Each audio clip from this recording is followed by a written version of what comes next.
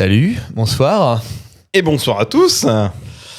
Ça fait un moment, on s'est pas vu. Ouais. On a loupé le live de mars. La vie va trop vite en ce moment. Beaucoup trop vite. Le temps passe trop vite. Ouais. Donc ça va être un maxi live, parce qu'on va faire les films de mars et d'avril. On a vu beaucoup de choses. Hein. Franchement, en ce début d'année là, c'est une dinguerie. Ouais, bah moi j'ai vu 11 films en mars et avril. Ouais, je crois qu'on a 13 films à voir là, Ouais. donc ça risque de durer un sacré moment, donc installez-vous bien, mettez bien le casque. On a des choses à dire. Voilà. Il y a beaucoup de choses sympas à voir. On a installé le studio maintenant ici, on devrait faire la suite des lives ici. On améliore le matos au fur et à mesure. Il y a la caméra qui filme, on a rajouté une petite lumière. Il faut que je gère encore plein de choses avec la lumière. Il va falloir que je la maîtrise. Donc ça va venir au fur et à mesure, hein. Franchement. Ça va arriver. Ouais. Est-ce que le son est bon ? Est-ce que vous nous entendez bien ? Pas de réverbération, de choses comme ça, quoi. Ouais, n'hésitez pas à le dire N'hésitez pas à le dire. Ouais. Normalement, tout est OK. On est censé avoir fait ça bien, mais ouais, donc gros live en perspective. Ouais, super pour le son. Merci Mystique. Parfait.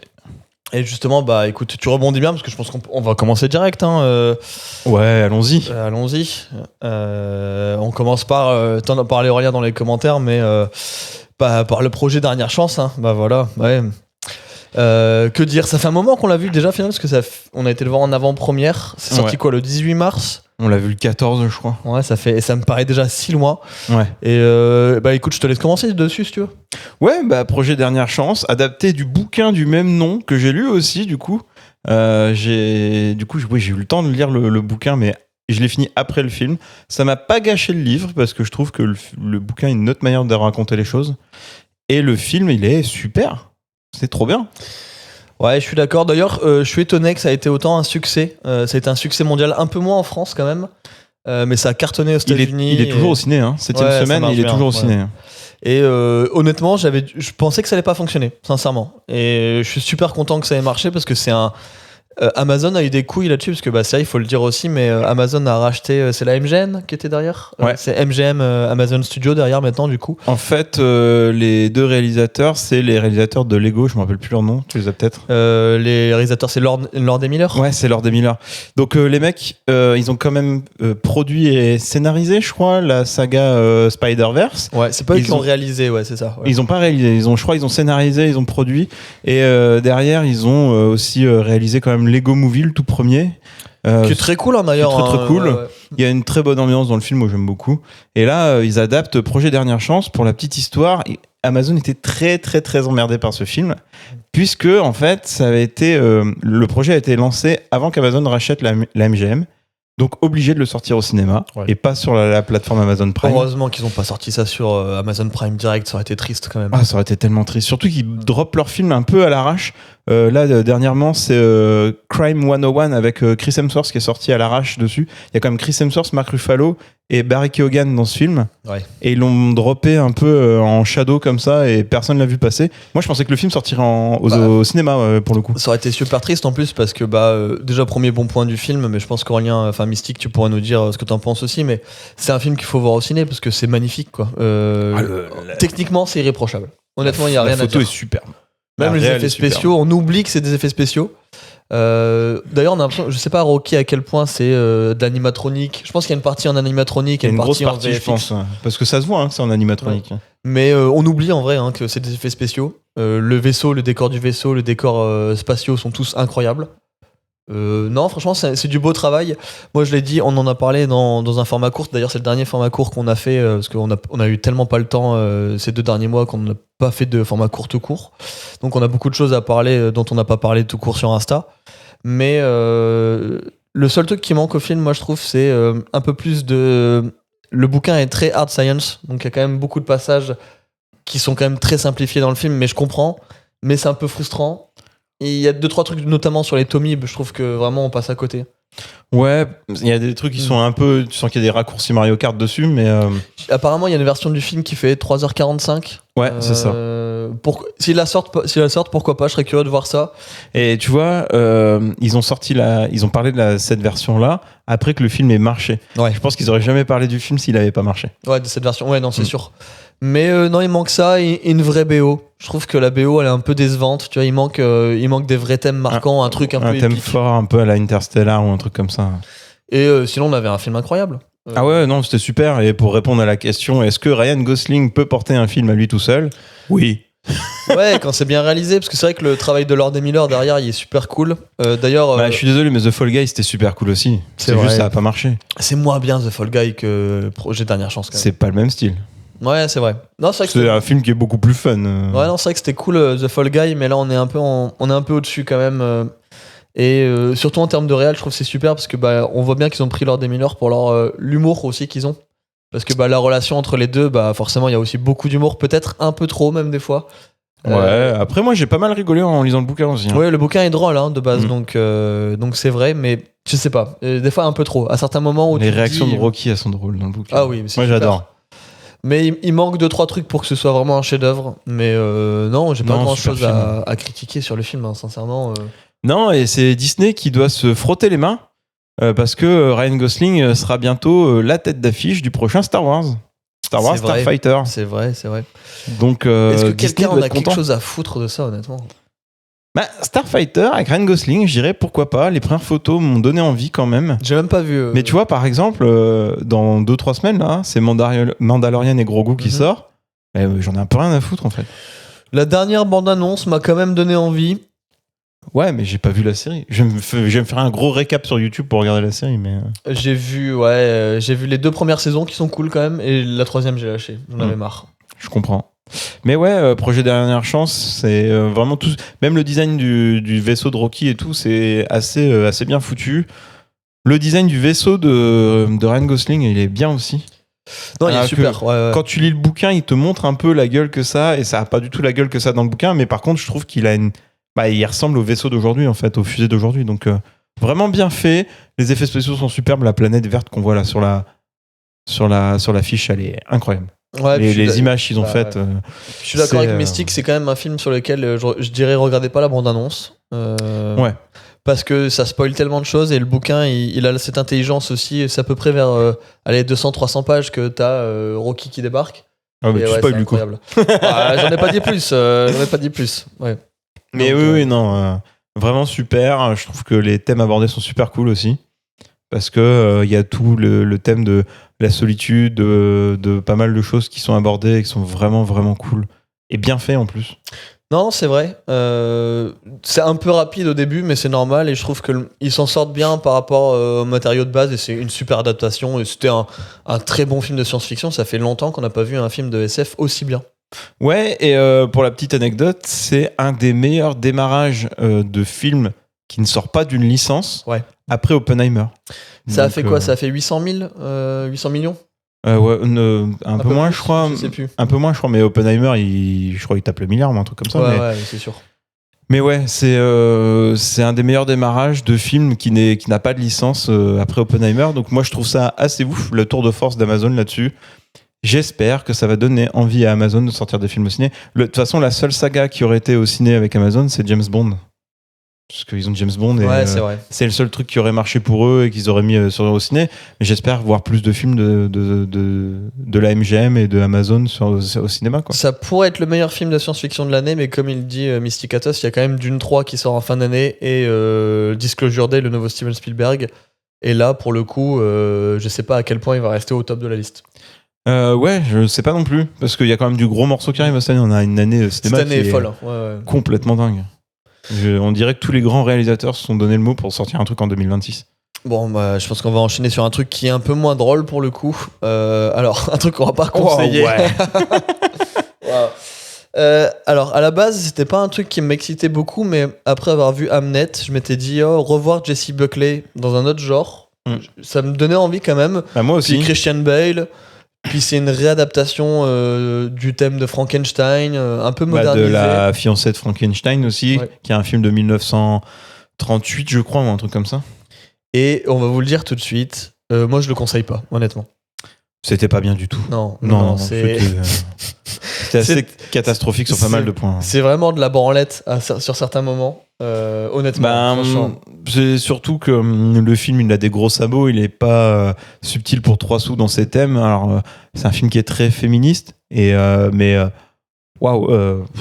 ouais, féminisme avec des coups de parpaing dans la gueule quand même.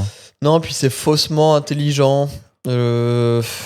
J'ai rien de positif à dire sur ce film, c'est dommage. Si, les décors quand même, il y a quelques décors qui sont cool, quelques déguisements qui sont sympas parce que ça se passe, on sait pas trop si c'est dans les années 50 ou 60. C'est à peu près, j'aurais dit 30-40, mais... Ah ouais, encore avant même, tu vois. Ouais. Et aux États-Unis. Et je sais pas quoi en penser, c'était vraiment bizarre comme film, hein. Honnêtement. Et puis Christian Bale, je trouve qu'il joue pas bien du tout dedans. Enfin, il fait que beugler dans tout le film. Ouais, non.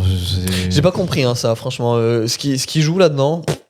Et en plus, il y a. Il fait que gueuler! Et pour la petite histoire, en fait, c'est un peu bizarre, mais en gros, c'est l'autrice originelle de Frankenstein qui vient posséder le corps d'une meuf qui meurt et qui se fait réanimer par Frankenstein. C'est un bordel. Non, pas par Frankenstein, elle se fait réanimer, mais par une docteure. Oui, mais sous la volonté de Frankenstein, quoi. Bah, du monstre, ouais, du monstre. Mais c'est trop bizarre. Ouais, enfin, excuse-moi, ouais, quand je dis Frankenstein. Bon, après, il l'appelle Frankie, sous le. Frankie.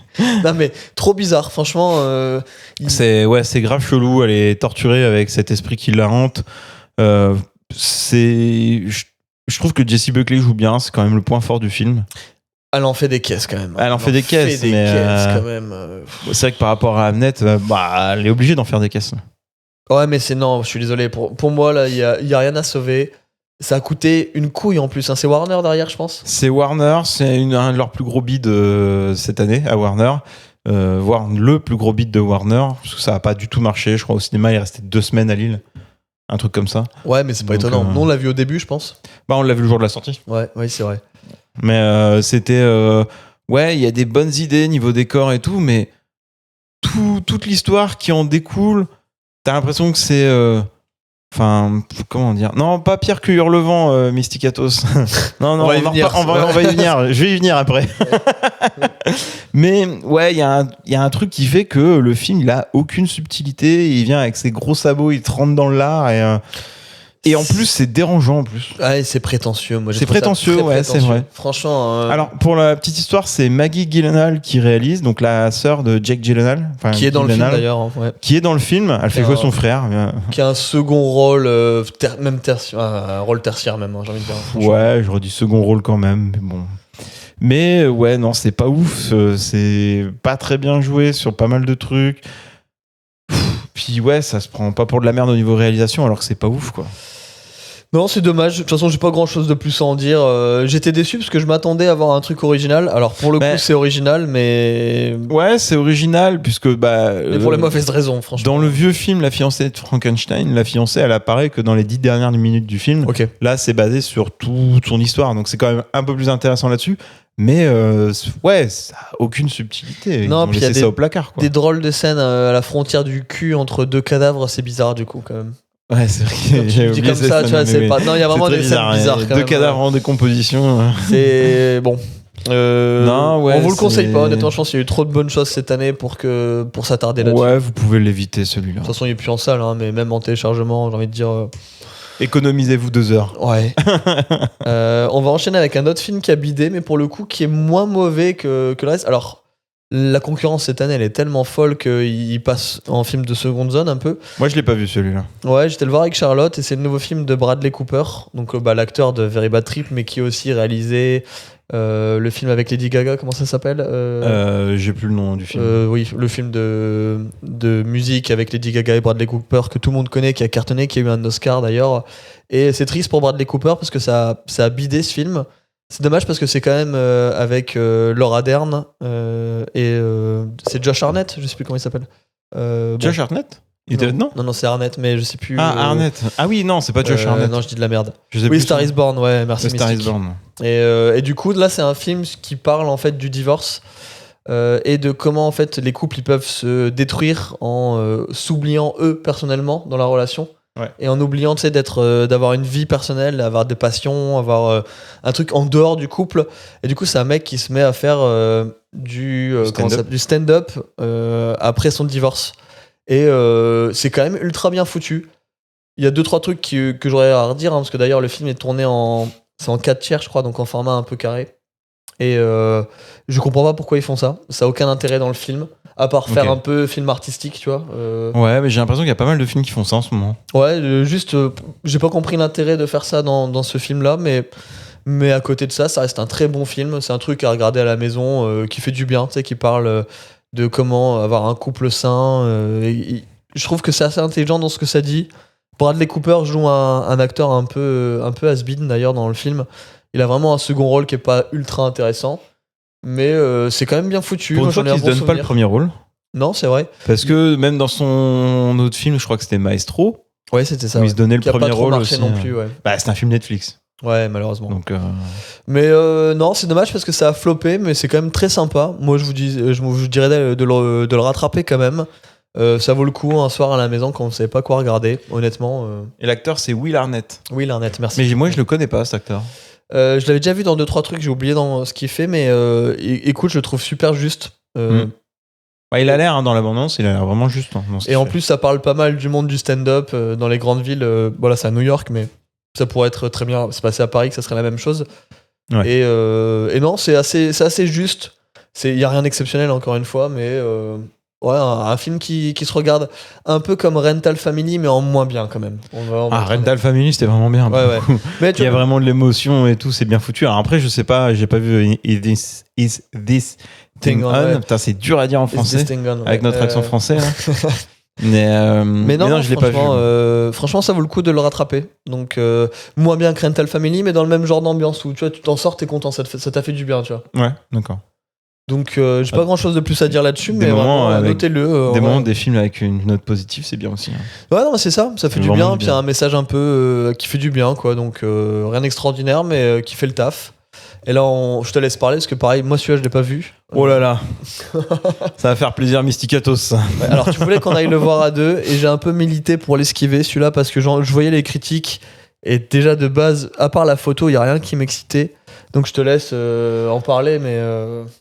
Du coup, la réalisatrice, c'est Emerald Fennell, réalisatrice de Promising Young Woman et Saltburn, qui est sorti directement sur Prime Video. Et c'est une réalisatrice que je porte pas trop dans mon cœur. C'était très bien Promising Young Woman, mais Saltburn, c'était beau, mais qu'est-ce que c'était chiant, un peu de la merde. C'est ce que j'ai entendu aussi. Je les ai jamais vus, mais c'est tout ce que j'ai entendu. Et elle a un problème, je sais pas, avec les fluides corporels, j'allais dire. C'est très bizarre. Ouais, Saltburn, il y a tout qui passe. Les règles, le caca, le sperme, enfin tout qui passe. D'accord. Ouais, écoute, non, c'est un pourquoi peu. Pas c'est très bizarre. Et pareil, un peu là. Il y a aussi quelques histoires avec. Dans Hurlevent, du coup. Oui, dans Hurlevent, avec les fluides corporels. Un peu bizarre. J'ai un peu de mal avec la réalisatrice et avec ce qu'elle veut faire passer dans ses films en général. Là, sur les 2 derniers, c'est pas dingo. Hurlevent, du coup. C'est entre guillemets, parce que c'est pas tout à fait une adaptation, c'est vraiment très inspiré des Hauts du Hurlevent. Il paraît que c'est mal adapté d'ailleurs. C'est très mal adapté et en plus de ça, il faut savoir qu'ils ont un peu blanchi le personnage principal qui est joué par Jacob Elordi, enfin un des 2 personnages principaux, puisque en fait le personnage, ils disent que c'est le démon noir, enfin il a une peau mate et noire en fait. Donc, ils l'appellent le démon noir. Ouais, un truc comme ça, je crois dans le bouquin, il y a une histoire comme ça. C'est un bouquin de 1900, non, un truc comme ça. C'est un vieux bouquin, ouais. Donc ça peut se comprendre. D'accord, ouais. Mais ouais, ils ont pris un acteur très très blanc pour jouer un personnage qui a la peau très très mate. Donc déjà, c'est un problème. Derrière, Margot Robbie, ils ont pris Margot Robbie et Jacob Elordi, mais normalement, je crois, ils ont 15 et 16 ans, je crois, un truc comme ça dans le bouquin. Ils sont hyper jeunes. Ouais, mais ça, c'est un peu comme Game of Thrones. Je peux comprendre que t'adaptes l'âge des personnages parce que sinon, c'est encore plus dégueulasse. Margot Robbie, elle a 40 ans. Tu pouvais prendre quelqu'un qui avait 28 ans, quoi. Jacob Elordi, c'est très bien, il a 28 ans, je crois. Ouais. Mais voilà, elle en a 10 de plus. Moi, de toute façon, ce que je voyais du film, c'est que ça avait l'air d'être un porno soft, tu sais, ça m'intéresse pas beaucoup. Ouais, Emerald Fennell, elle a fait son fantasme des Hauts du Hurlevent, en fait. Ouais, parce que une fois que le film a un tout petit peu démarré sur l'histoire entre les 2 personnages principaux, bah tu sens que ça part très vite sur des scènes un peu sexuelles. Après, déjà, t'as une première scène où tu vois Margot Robbie se masturber en pleine nature. Dans la paille. Pourquoi pas, hein, mais Enfin, après, Tu vas regarder le film du coup. tu vois rien du tout à l'habillé. Hein. Non, mais je sais bien. Mais le truc, t'as ça, et puis derrière, quand ils ont leur relation qui commence, c'est un film de boule, quoi. Mais c'est un film de boule habillé. Ouais, c'est très tout de suite moins intéressant. Et ça raconte pas grand chose. C'est triste, quoi. C'est triste à crever. Et heureusement que l'image, elle est belle. Parce que je trouve que Margot Robbie, elle joue pas si bien que ça dans le film. C'est pas une actrice extraordinaire de toute façon. Non, mais elle a mieux joué, tu vois. Genre, c'était quoi qu'on avait vu, la Big Bold Beautiful Journey?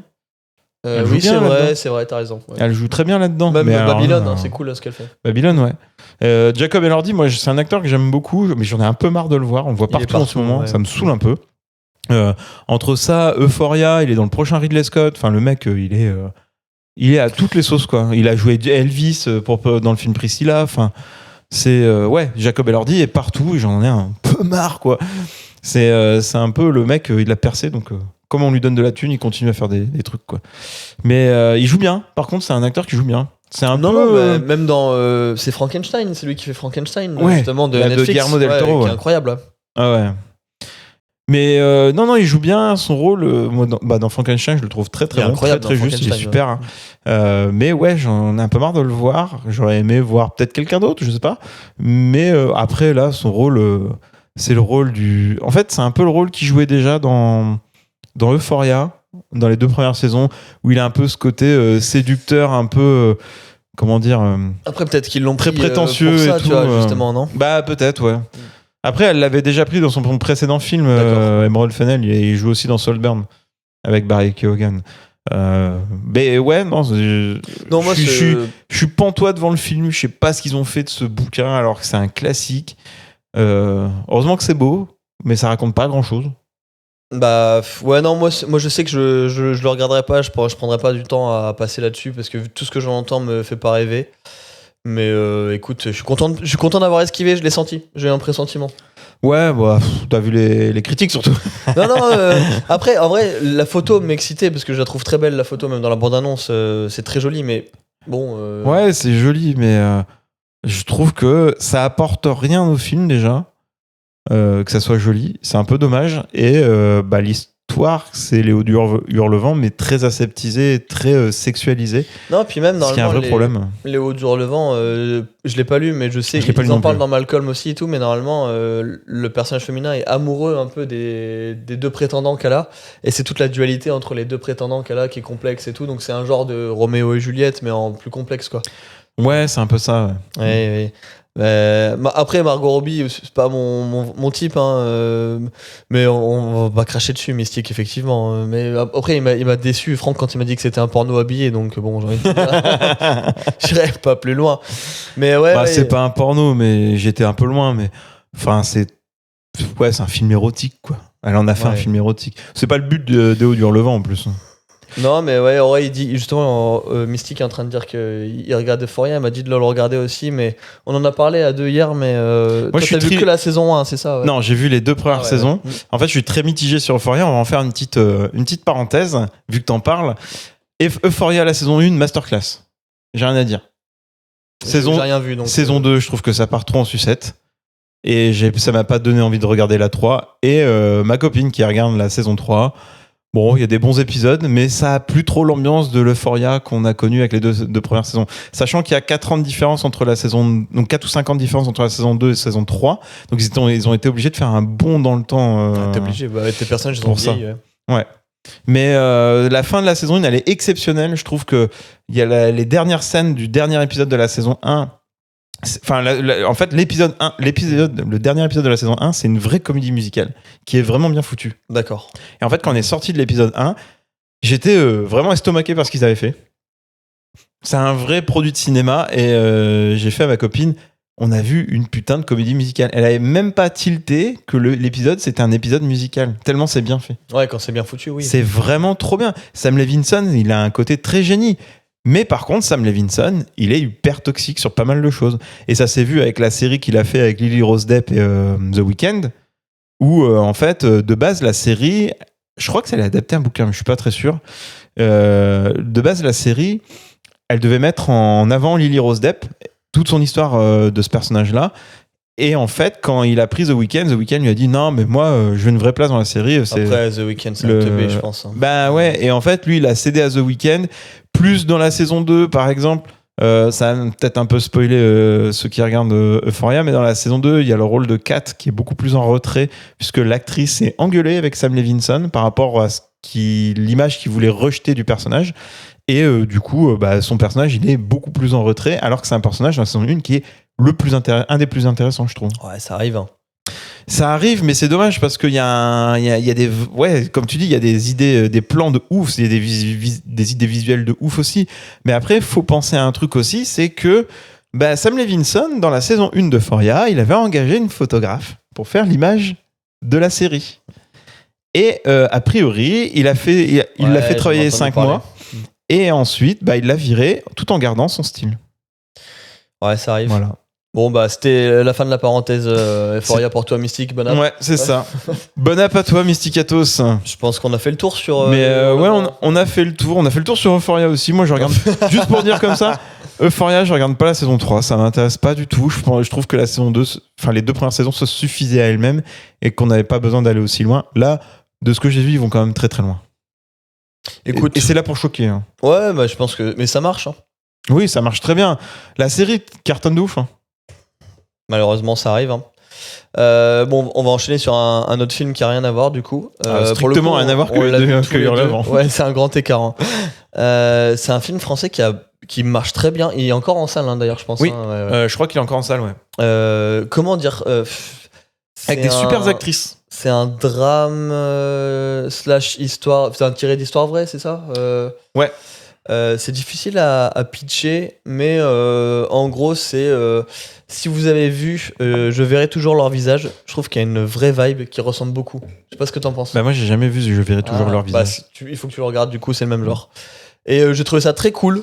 C'est un bon film, honnêtement. C'est un film histoire vraie, enfin adapté d'une histoire vraie sur comment ça s'appelle, une structure qu'ils ont ouverte qui s'appelle la Maison des Femmes. C'est à Saint-Denis, je crois que ça se passe. C'est à Saint-Denis, ouais. Et qui est là pour aider les femmes qui ont été victimes de violences sexuelles, de violences tout court en fait par des hommes. Et elles sont accueillies donc par toutes les femmes que vous voyez là. Il y a aussi un homme qui joue un des psychologues du truc. Des médecins, des infirmières, il y a des médecins, psychologues. Voilà. Et t'as aussi Karine Viard. Karine Viard, elle joue la chirurgienne, mais aussi la responsable de l'établissement. Et elle est aussi là pour faire de la reconstitution d'appareil génital quand elles ont eu des gros problèmes. Ça parle des grosses attaques, des excisions, des trucs comme ça, des gros viols. Mais le film, il aborde beaucoup de sujets qui sont assez durs, de manière générale. Les sujets sont durs, mais ça c'est fait intelligemment, je trouve, sans pathos, je trouve. C'est fait super intelligemment, c'est pas pathos, c'est bien abordé. Les personnages ont tous une personnalité très intéressante. Karine Viard, je la trouve assez rigolote sur certains points. Elle est marrante et en même temps, elle doit, faire ce marketing où elle doit aller chercher des financements de l'État. C'est vraiment trop bien fait en fait. On l'a pas dit aussi, mais c'est un projet qui est un peu un test. En fait, c'est le seul de la France et ils sont en bêta test et si ça fonctionne, ils en ouvriront d'autres, etc. Et je crois qu'il y en a à Lille maintenant. D'accord. Okay. Je crois. Hein. Et non, le film est quand même très sympa. Ça souffre un peu des critiques que je peux faire en général sur ce genre de film français, c'est-à-dire la photographie, je la trouve pas très intéressante. Je la trouve très documentaire. Pareil pour la mise en scène. Oui. On en reparlera après, mais je trouve que tu peux faire des films comme ça et faire de la mise en scène, faire de la belle image. Tu vois, c'est pas incompatible.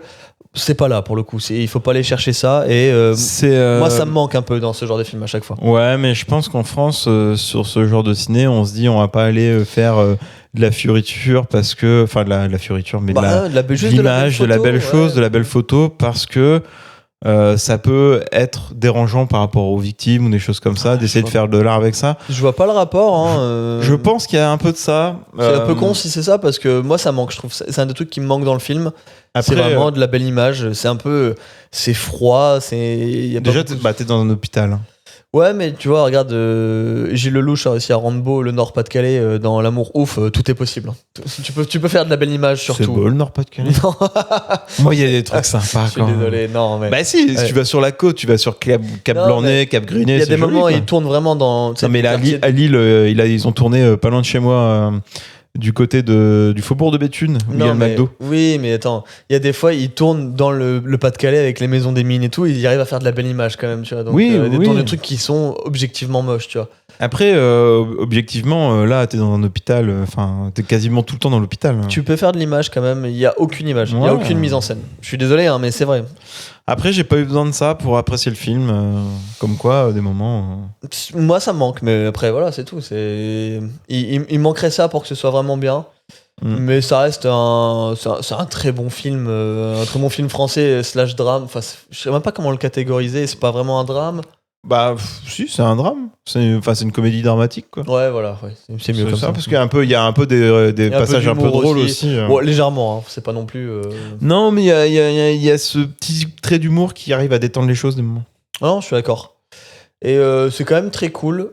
Un peu déçu, c'est qu'il y a. C'est l'actrice, c'est une chanteuse aussi. Comment elle s'appelle celle qu'on voit là en. Laquelle dans le fond, tout au fond de l'image, j'ai oublié son prénom. Juliette Armanet. Juliette Armanet. Et je la trouve, elle était très bien dans Partir un jour. Et je pensais qu'elle allait avoir un rôle un peu plus important dans ce film-là. Elle est un peu plus en retrait dans celui-là. Et elle est anecdotique.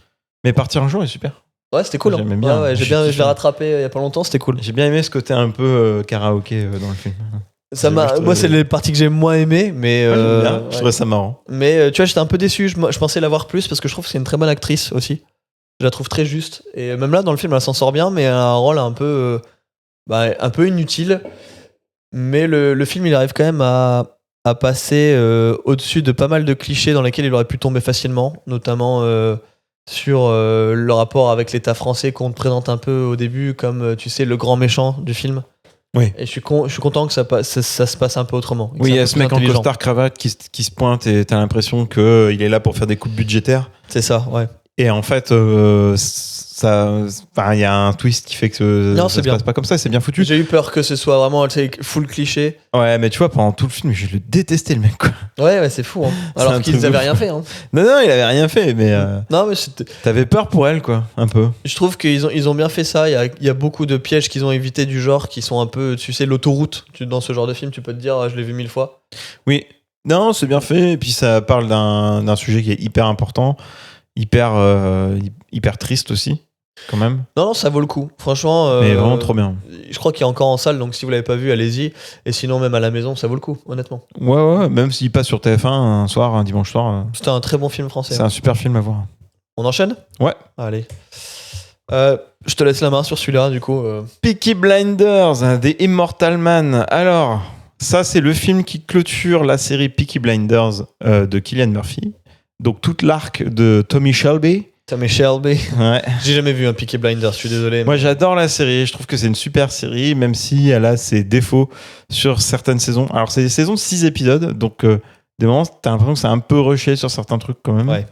Mais il y a toujours une réalisation qui est bien foutue. Moi j'aime bien ce qui est fait dans Peaky Blinders. Cillian Murphy, et je pense qu'il a explosé à partir de cette série quand même. Sachant que ça fait quasiment 10 ans que la série elle est commencée, puisqu'ils ont fait pas mal de pauses entre certaines saisons. Cillian Murphy, on rappelle que c'est l'acteur qui joue Oppenheimer, qui a joué aussi dans 28 jours plus tard. Et du coup, il a quand même fait beaucoup de films ces derniers temps. Je crois qu'il en a sorti 2 sur Netflix l'an dernier, je crois, en plus de... Oppenheimer en 2023. Il a fait quoi sur Netflix du coup ? Je sais plus, mais je sais qu'il a sorti 2-3 films sur Netflix. Moi j'ai beaucoup de mal à regarder des films Netflix, donc. Après tu peux avoir des surprises, hein. Regarde Frankenstein. Train Dreams. Ouais, à couteau tiré aussi. C'était bien le 3e. Ouais, le 3e était bien. C'est vrai que c'était cool. Donc tu vois, il y a eu des exceptions l'année dernière quand même. Peaky Blinders, c'est un film Netflix. Bah voilà. Il en souffre un petit peu. Et il souffre aussi un petit peu du côté. Il souffre un peu du côté aura farming en fait. Je pense que les gens vont trop voir. Faire des montages TikTok. C'est ça. Les gens vont trop voir le côté aura farming qu'a le film, puisque les gens qui critiquent le côté aura farming du film Peaky Blinders, je pense qu'ils ont rien compris à la série parce que c'est quand même que de l'aura farming autour de Tommy Shelby et de sa famille. Donc c'est dans la lignée. Moi, le film, je le trouve très bien. J'ai pas compris les critiques qui ont été faites, la manière dont il a été vraiment explosé par certaines personnes. Ah oui, j'ai pas suivi les critiques du tout parce que j'avoue, vu que je m'intéresse pas du tout. Ouais, moi je l'ai vu aussi dans des bonnes conditions puisque j'ai vu le film pendant le festival Série Mania qui s'est tenu à Lille fin mars. Ouais, c'est fin mars. Et en fait, j'ai pu le voir au Nouveau Siècle à Lille. Donc ça, c'est une chance que je n'aurai jamais ailleurs, quoi. Et c'était la seule projection, je crois même européenne du film. Donc ça, c'était pas mal. Et de toute façon, ils n'ont pas le choix avec la chronologie des médias s'ils veulent sortir sur Netflix. Et c'est grâce à mon pote streamer Powell que j'ai eu cette place-là. Il a eu une chance de dingue d'avoir la place et je l'en remercie beaucoup parce que c'était top. Et on a passé un super moment devant le film. Et je trouve que le film, c'est un super épisode de Peaky Blinders. Et en fait, on peut regarder le film, je pense, sans avoir vu la série. Ça dure combien de temps ? Il fait 1h50. Ouais, c'est un bel épisode. C'est un bel épisode de Peaky Blinders. D'accord, ouais. Ils ont été chercher du beau monde quand même, puisqu'il y a quand même Rebecca Ferguson, Barry Keoghan et Tim Roth dans le rôle du méchant nazi. Il y a que Cillian Murphy qui est un ancien perso de la série, rien à voir tous les autres. Non, rien à voir tous les autres. D'accord, autant. Après, ils font revenir certains autres personnages. Ils font revenir la sœur de Tommy Shelby, quelques autres personnages un peu autour, puisque il y a Stephen Graham qui passe une tête aussi, puisque Stephen Graham est un personnage principal important dans la série en général. Et là, il revient faire un petit tour dans le film aussi, histoire de clôturer l'arc de son personnage. Mais de manière générale, on clôture l'arc de Tommy Shelby, on ferme cette porte. Et t'as Barry Keoghan qui joue son fils là-dedans, à Tommy Shelby. Et il y a toute une petite querelle entre lui et son fils. Donc il y a des thèmes super, super bien foutus abordés, comme la relation père-fils, tout ça. Il l'a un peu abandonné. Bon, il l'a pas abandonné jeune, hein, mais il l'a un peu abandonné à son propre sort, puisqu'il reprend le gang des Peaky Blinders et il fait un peu n'importe quoi avec le gang. Au point de s'allier avec des nazis, c'est pour dire. Bonne ambiance. Mais et t'as Tim Roth qui vient foutre la merde là-dedans et faire reprendre du service Tommy Shelby qui vient clôturer la porte de son arc. Donc très bon film, la réalisation est chouette, c'est du Peaky Blinders, ça reste très très bien foutu. On a ce côté ce côté où Tommy Shelby cherche le plan parfait pour éteindre ses ennemis, on va dire. C'est une façon sympa de le dire. Mais non, très très bien. Et j'ai pas compris toutes les critiques. Je trouve que c'est un bon épisode de clôture. Ça clôture très bien la série qui se terminait un peu en queue de poisson à la fin de la saison 6. Non, c'est chouette. Par contre, ce qui me dérange, c'est que ça ouvre un nouvel arc. Ah, d'accord. Ouais. Parce que vu que c'est Netflix qui a racheté Peaky Blinders, ils veulent continuer forcément. Ils se sont pris pour Amazon et ils vont en bouffer dans tous les sens, quoi. Ils vont faire du The Boys avec Peaky Blinders, quoi. Il y a déjà une série qui arrive qui va donc continuer l'histoire du fils de Tommy Shelby. Oh là là. C'est plus Barry Keoghan qui jouera dans la série, je crois que c'est Jamie Dornan. Mais est-ce que ça va marcher après? Tu vois, ils vont essayer, c'est tout. Mais il y a la marque Peaky Blinders, ça va marcher. Tu penses? Je pense que la marque Peaky Blinders est une marque très forte.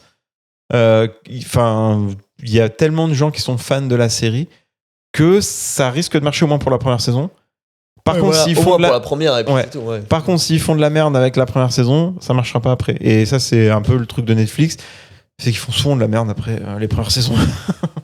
Donc bon, je suis moyen confiant. Je suis même très sceptique de ce que ça va donner parce que c'est Netflix, qu'ils sont sur une démarche de thunes, bien sûr, un peu comme tout le monde, hein, mais je veux dire, là, ils prennent une série qui a commencé à la BBC de base. C'est une série BBC, quoi. Ouais, c'est un peu... Moi, je suis jamais rentré dedans. J'ai essayé 3-4 épisodes de la saison 1 et j'ai jamais réussi à rentrer dedans, donc... Moi, j'aime bien. Hein. Je trouve que tous les acteurs jouent très bien dans la série. Là, pareil, le film, Barry Keoghan, c'est comme un putain d'acteur. Moi, j'aime bien ce qu'il fait. En général, il a ce style où il rentre vraiment dans la peau du personnage. Et là, j'avais vraiment l'impression de voir le fils de Tommy Shelby, quoi. C'est vraiment bien fait. Hein. Et Cillian Murphy joue très bien ce rôle, alors que Cillian Murphy, ce rôle, c'est à l'opposé complet de sa personnalité. De sa personnalité tout court. En fait, lui, une fois, en une interview, il expliquait que... en fait, lui, il aime bien rester chez lui à regarder des films assis dans son canapé, quoi. Alors que l'autre, Tommy Shelby, lui, il aime bien aller buter des gens dans la rue. Oui, après, regarde... c'est complètement l'opposé. Non, mais même en termes de personnalité, quand tu vois Cillian Murphy, déjà, il donne très peu d'interviews. C'est un mec qui est très discret. Mais en plus de ça, quand tu le vois en interview, quand il parle, tu te dis putain, c'est pas Tommy Shelby, quoi, c'est pas possible. C'est là où c'est un bon acteur. Ouais. C'est ouf comme il joue bien. Moi, c'est un acteur que j'aime beaucoup. Et j'étais content de voir cet arc de Tommy Shelby se clôturer. Ouais, c'était satisfaisant, moi, je trouve. Il y a plein de très grands fans de la série qui n'ont pas aimé, qui disaient que c'était plus l'ambiance de la série. En même temps, la série, la première saison, elle commence en 1920, je crois, juste après la Première Guerre mondiale. Et là, on est en pleine Deuxième Guerre mondiale. C'est normal que ce soit pas pareil, c'est normal que ça évolue, c'est normal que les persos ne soient pas pareils. Donc ouais, après je peux comprendre, c'est souvent décevant, moi je trouve les suites de séries en film comme ça, tu vois, j'avais eu du mal avec El Camino, moi de Breaking Bad, et je peux comprendre. Ah, je comprends aussi, mais moi j'ai bien aimé aussi El Camino. Je trouve ça bien. Moi je trouve ça inutile, mais après... moi ça me faisait un gros épisode de clôture de Jesse, de l'arc de Jesse. Et j'aime bien comme personnage Jesse. Donc, Après moi je pense que j'aime bien aussi, tu sais, des fois avoir une place à l'imagination et pas savoir... c'est vrai que là, remplir tous les trous, tu vois. La manière dont se termine son arc dans la série Breaking Bad, t'avais pas besoin d'aller suffisait largement. Bah ouais, tu vois, après il s'est fait un kiff. C'est Netflix qui lui ont demandé parce que c'est Netflix qui avait racheté la série Breaking Bad. Du coup je peux comprendre que du coup peut-être les gens se sont dit peut-être qu'ils avaient envie d'imaginer. Ouais, mais là en fait la saison 6 elle se termine vraiment avec une suite en fait. Tu sais qu'il va y avoir une suite. Et ils avaient dit, tu sais, c'est la. Je sais pas si tu connais Community ?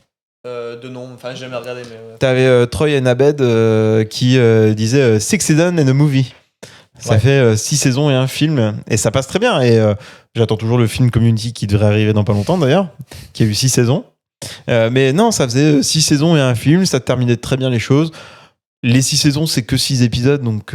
Ça marche très bien aussi, même si certaines saisons peuvent paraître un peu rushées par rapport aux intrigues qui sont présentées. Non, là, je trouve que c'est une super conclusion de la série. Et le film est bien, ça reste bien réalisé, ça reste dans l'ambiance. Pas de soucis, c'est un bon petit 3 étoiles, 3,5 quoi. Ouais, c'est ok. C'est ok quoi, c'est hyper ok. Alors après, je pense que le fait de l'avoir vu sur grand écran au nouveau siècle, c'est quand même mieux que de le mater dans son canapé en lançant Netflix et en faisant une pause pour aller chercher sa pizza. Ouais, c'est sûr. Ouais.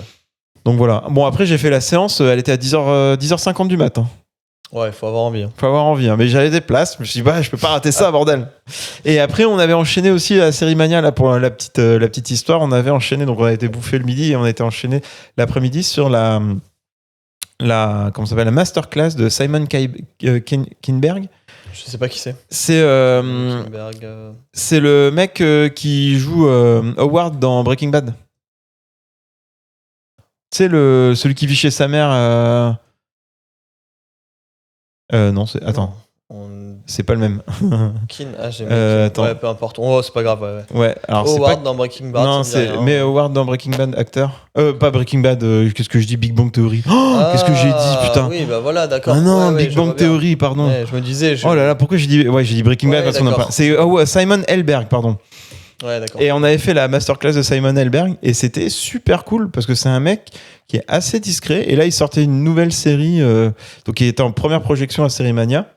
Une nouvelle série qui était sur des manias de la tech qui voulaient un peu le pauvre, contrôler le monde. Il s'est coincé là-dedans, le pauvre. Ah non, mais c'était différent. Là, on a vu des extraits, c'était complètement différent. D'accord. Et voir un peu son ressenti sur le rôle qu'il a eu pendant plus de 10 ans à la télé avec le rôle de Howard Wolowitz.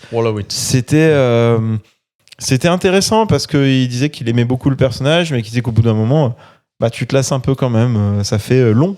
Mais après, t'as l'impression d'habiter avec quelqu'un quoi, quand tu joues ce personnage-là. Donc, ouais, surtout j'ai trouvé que c'est un personnage qui évolue pas beaucoup, tu vois, dans la série. Si, il évolue beaucoup, lui. Howard. Howard, il se trouve une meuf, il a un garçon. Ouais, mais il faut tout le temps les mêmes blagues et tout, mais enfin, tu vois. Ah oui, il fait tout le temps les mêmes blagues, mais il a une évolution qui est dingue. Il devient même astronaute, quoi. Enfin.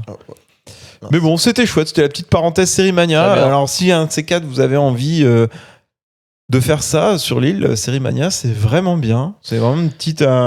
C'est même pas un petit festoche, c'est un gros festival. Faudrait que je le fasse un jour, quand même. Ouais, faut le faire. Et tu vois, il y avait la première projection de The Testaments, qui est la suite de La Servante Écarlate. Ouais. Et en fait, bah, c'était une première mondiale. Il y avait même un embargo dessus. J'avais rencontré quelqu'un après le Peaky Blinders qui me disait c'était vachement bien, mais on n'a pas le droit d'en parler. Donc voilà, c'était hyper ouf de faire ça sur l'île.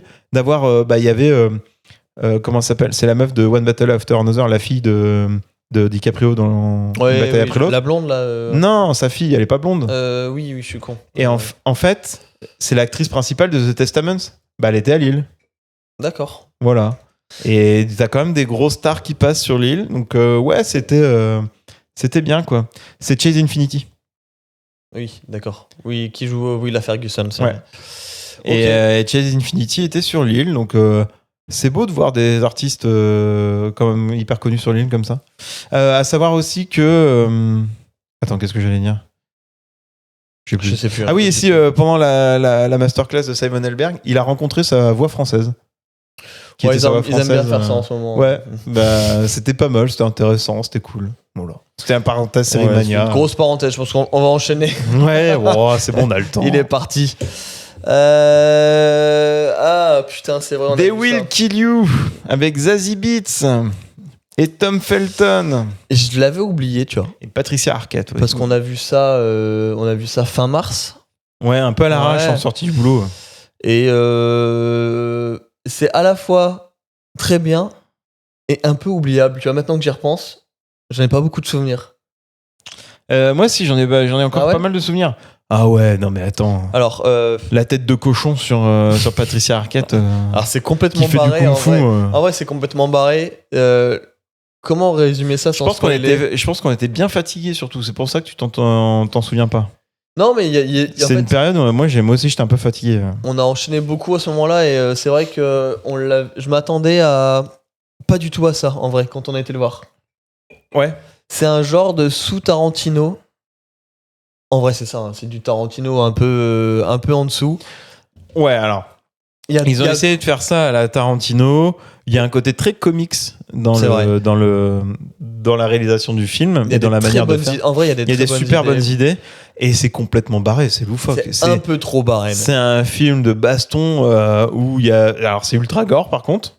Ah ouais, c'est vrai que si vous avez du mal avec le gore, c'est même pas la peine. Ouais, faut pas. Si vous avez du mal avec le gore, ne regardez, c'est pas ça. Il y a une scène avec un œil qui se balade tout seul. Et le pitch, c'est une meuf qui va faire la femme de ménage dans un hôtel un peu de luxe à Manhattan, qui est littéralement un hôtel de secte satanique, on sait pas trop. C'est des sataniques. Ouais, c'est ça. Ouais. Et qui bute justement des personnes un peu en mode qui font des sacrifices. Voilà. Et on n'ira pas plus loin. Pour pas spoiler, mais c'est complètement dingue comme film. Et le film, c'est marrant parce qu'il démarre comme un film d'horreur. Ouais, c'est vrai. Au début, en fait, pas du tout. Ouais, c'est ça. Comme un film d'horreur où elle est dans sa chambre, elle entend du bruit et tout. C'est trop bizarre. Elle essaye de regarder un peu partout. Et après, ça part en film de baston de kung-fu, là. C'est un truc de ouf. Très bonnes idées de réal. Au début, moi, j'étais agréablement surpris. Et plus on avance, plus c'est gros. Mais il y a toute une scène avec un œil qui est exceptionnel. Ouais. C'est un running gag, l'œil d'ailleurs. On peut pas trop en dire sans spoiler. Mais j'ai trouvé ça ultra drôle. Mais à la fin, tu le disais avec la tête de cochon, là ils m'ont perdu. Là, ça a été trop loin. Oui, j'ai adoré. Ah ouais, moi, ça a été trop loin. Là, j'ai fait waouh, allez, c'est bon. Ouais, Tarantino, il peut se rhabiller là-dessus. Sur le côté loufoque. Parce que là, ils vont beaucoup plus là, loin. ils ont été vraiment loin. Je sais même pas qui réalise. Je sais plus qui réalise The Will Kill You. De toute façon, même en acteur principal, t'as parce que c'est Tom Felton qui est là d'ailleurs. Ouais, il y a Tom Felton, mais il sert à rien. Il y a un micro-rôle quoi. Ouais. Mais c'est Andy Muschietti qui produit le film. Andy Muschietti, c'est le réalisateur de ça et ça partie 2, mais aussi de The Flash, le film. Grand écart, ouais, d'accord. Ouais, grand écart. Mais c'est aussi lui qui a fait la série. La série ça là qui est sortie il y a pas longtemps et que tout le monde a encensé. Et là, c'est Kirill Sokolov. Oui, c'est un russe. C'est un russe qui a réalisé ce film-là. Il s'est fait défoncer le film d'ailleurs, je vois les notes là. Ouais, mais en vrai, je peux comprendre. Les gens, ils ont pas accroché au truc. Mais c'est hyper barré. C'est particulier, ouais. C'est vrai qu'il faut hyper particulier. Ouais. Par contre, il y a une esthétique de ouf. Il y a l'hôtel où elle est. Il y a une esthétique très Shining, je trouve. C'est vrai. Ouais, que j'aime beaucoup, moi. Un peu Des fois, t'as l'impression que c'est un peu un rip-off même, tu vois. Un peu, ouais, oui, encore, enfin, Mais, ils ont pris un peu le design un peu à la Shining, enfin, les côtés vrai, symétriques et tout, des papiers peints, tout ça, mais derrière, ça n'a rien à voir avec Shining, quoi. La musique est cool, j'en ai un bon souvenir aussi, la musique était très cool. Oui, ils ont beaucoup de musique, très rock, très, ouais, non, c'est vraiment chouette, la musique est vraiment super. Les scènes d'action sont quand même ultra bien filmées, pour le coup. Je pense que c'est une démonstration de... Des fois un peu trop, c'est vrai, en fait, c'est... Ouais. Mais ça fait un peu prouveur. En fait, c'est vraiment ce que je cherchais, ouais, c'est ça. Ça fait un peu film de prouveur. Genre, j'ai plein d'idées, je vais toutes les mettre, ça déborde un peu. Ouais, un peu, parce que après, ce qu'on s'est beaucoup dit pendant la séance, c'est qu'il y a des trucs qui se ressemblent beaucoup à Tarantino. Je pense que le mec s'est beaucoup inspiré de Tarantino sur la structure du film par chapitre, avec des retours en arrière, tout ça. Il y en a qui vont te dire c'est un hommage. Bon, c'est un gros hommage. Et il y a quelques facilités. Moi, j'aurais dit c'est juste une inspiration. Ouais. Tu peux t'inspirer sans faire un hommage. Hein, ouais, je suis d'accord. Mais il y a aussi quand même beaucoup de facilité dans le scénario. Et de toute façon, c'est pas le scénario que tu cherches dans le film. Hein. Honnêtement, non. Ça tient sur un post-it. Non, tu cherches la baston. Hein. Mais la baston est cool. La baston est cool, mais je crois que je lui ai mis 3,5, je sais plus. 3, moi, j'ai mis 3 parce que je trouvais que ça valait le coup d'être vu au ciné, les scènes de... Mais moi, je trouve que c'est une vraie démonstration de réalisation de scènes de combat. Par contre, c'est vrai que oui, en termes de... À part, tu vois... c'est cool. Il y a plein d'idées. Hein. À part John Wick, en général, je trouve que... en ce moment, les scènes de combat, c'est un peu compliqué au cinéma. J'allais spoiler notre prochain épisode, mais je l'ai pas fait, heureusement. Mais effectivement, quand on compare avec le film qu'on va parler... prochainement dans en même le podcast. Ouais, c'est ça, je lui ai mis droit. Le film il a plus de 30 ans, donc... Mais c'est vrai que tu vois, je me souviin qu'il y a un peu trop de ralenti des fois. Il y a de l'iconisation de personnages. Pas autant que le film qu'on va faire dans le prochain. Ça tombe bien de le dire. Et c'est vrai qu'il y a un humour qui fonctionne quand même assez bien, notamment la scène de l'œil, hein, je reviens dessus tout à l'heure. Ouais. C'était une idée de fou. Mais c'est... Enfin... Depuis John Wick, il y a quand même très peu de films d'action, de bagarres qui soient aussi beaux et aussi bien filmés, je trouve. Non, c'est vrai. Et là, moi, quand j'avais vu la bande-annonce, je me suis dit, ça va être un film de baston. Mais c'est vrai que le côté un peu horreur au début, je le trouvais stylé. Dommage qu'ils n'aient pas été plus loin là-dedans. Ouais, j'aurais bien aimé que ça aille plus loin un peu sur le côté horreur. Mais ouais, moi je le conseille quand même. En vrai, si vous aimez les films de ce genre-là, un peu complètement barrés. Et puis il dure pas longtemps, il fait quoi, 1h40, je crois 1h35, un truc comme ça, ouais. Si vous voulez poser votre cerveau et regarder de la bagarre, The Will Kill You, c'est cool sur fond de secte satanique. C'est assez rigolo. Ouais, je suis d'accord. Je comprends pas trop qu'il se soit fait autant défoncer. Il mérite pas 2,5, je trouve un peu dur. Bon, après, c'est pas bien loin de ce qu'on a mis. Oui, c'est pas très loin, mais après, voilà quoi. Bon, voilà, c'était. Tu vois, la tendance qu'on regardait là sur Letterboxd, c'est Apex. Je suis pas sûr que je regarde ce film, ça a l'air chiant à mourir. Je sais pas non plus. Film avec Charlize Theron, là où elle grimpe des montagnes, merci quoi. Après, moi j'aime bien l'alpinisme, donc pourquoi pas. Moi non. Si ça m'angoisse. Si ça t'intéresse ou pas, tu vois. Si t'aimes bien l'alpinisme, en fin d'année, il y a Cliffhanger qui sort, le remake de Stallone. Pourquoi pas. Ça, c'est bien. Bon, écoute, on va enchaîner, hein. Je pense qu'on a fait le tour.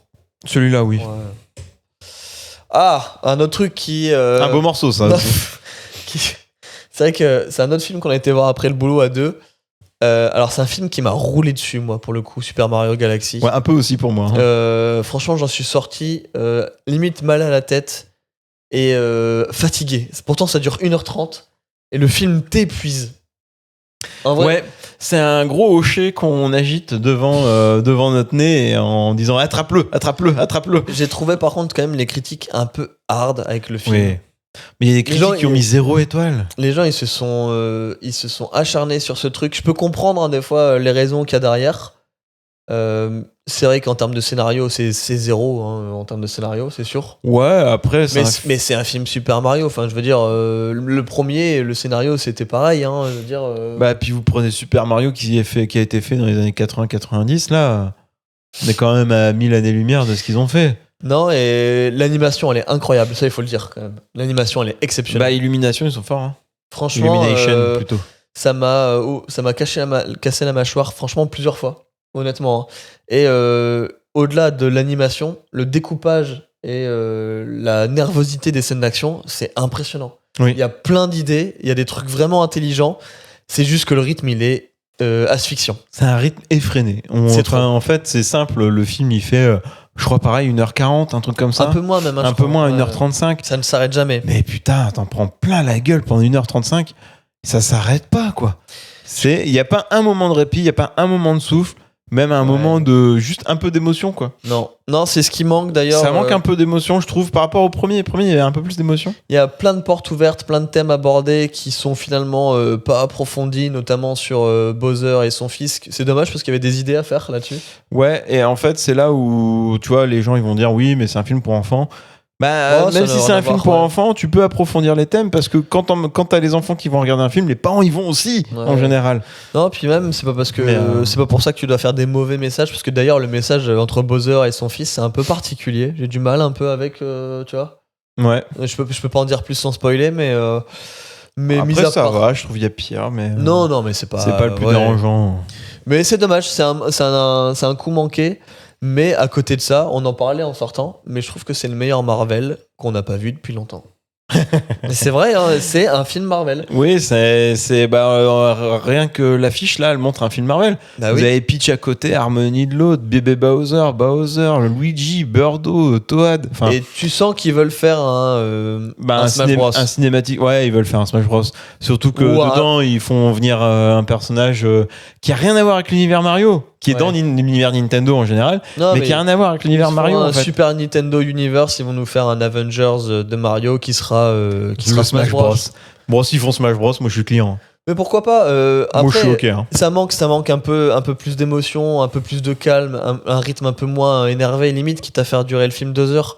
Peut-être que d'ailleurs le film devait durer 2 heures et quelques et qu'ils ont eu peur du temps pour les enfants et qu'ils se sont dit on va le réduire, on va garder juste les scènes d'action. Alors que t'as des films Pixar qui font 2 heures, hein. 1h50. Mais peut-être c'est le marketing qui a eu peur, parce que c'est vrai qu'il doit avoir, s'il y a 10 minutes de dialogue, enfin s'il y a 10 minutes de scène hors action, franchement pas plus. Hein. À mon avis, on n'est pas loin. Hein.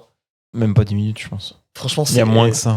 C'est que de l'action. Il se passe que des trucs de ouf, en fait. Et ça m'a fait penser au rythme de Infinity War, en vrai. Ouais.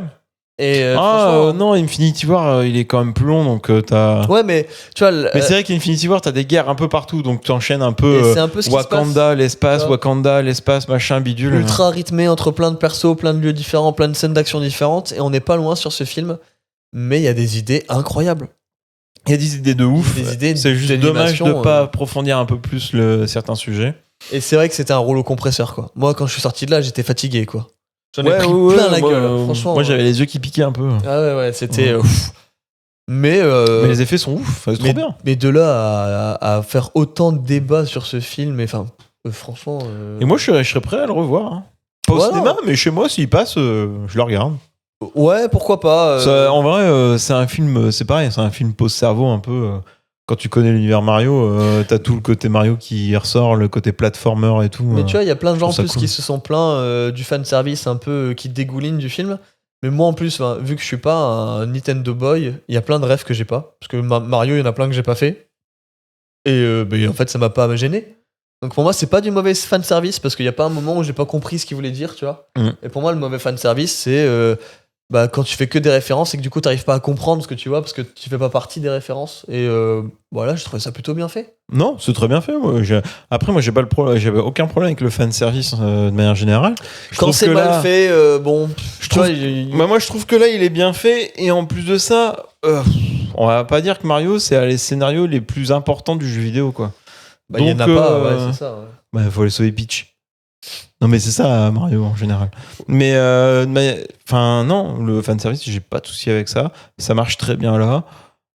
J'ai pas envie de défoncer le film. Alors, peut-être que je suis biaisé parce que en plus, je suis un fan de Mario. Moi, je joue beaucoup au Mario, tout ça. Mais j'ai pas envie de le défoncer. Et moi, je comprends pas la haine qu'il y a eu là-dessus. Parce que j'ai vu des critiques où ça dit littéralement que c'est un film de merde et tout. Ouais, les gars, franchement. Après, il y a eu toute une polémique avec Julien Chiez aussi. Oui, il y a eu une mauvaise façon de réagir aussi. Dans les deux camps, hein, que ce soit les critiques ou ceux qui ont défendu le film, les deux camps sont vachement univoques sur le. Enfin, c'est très binaire sur le film.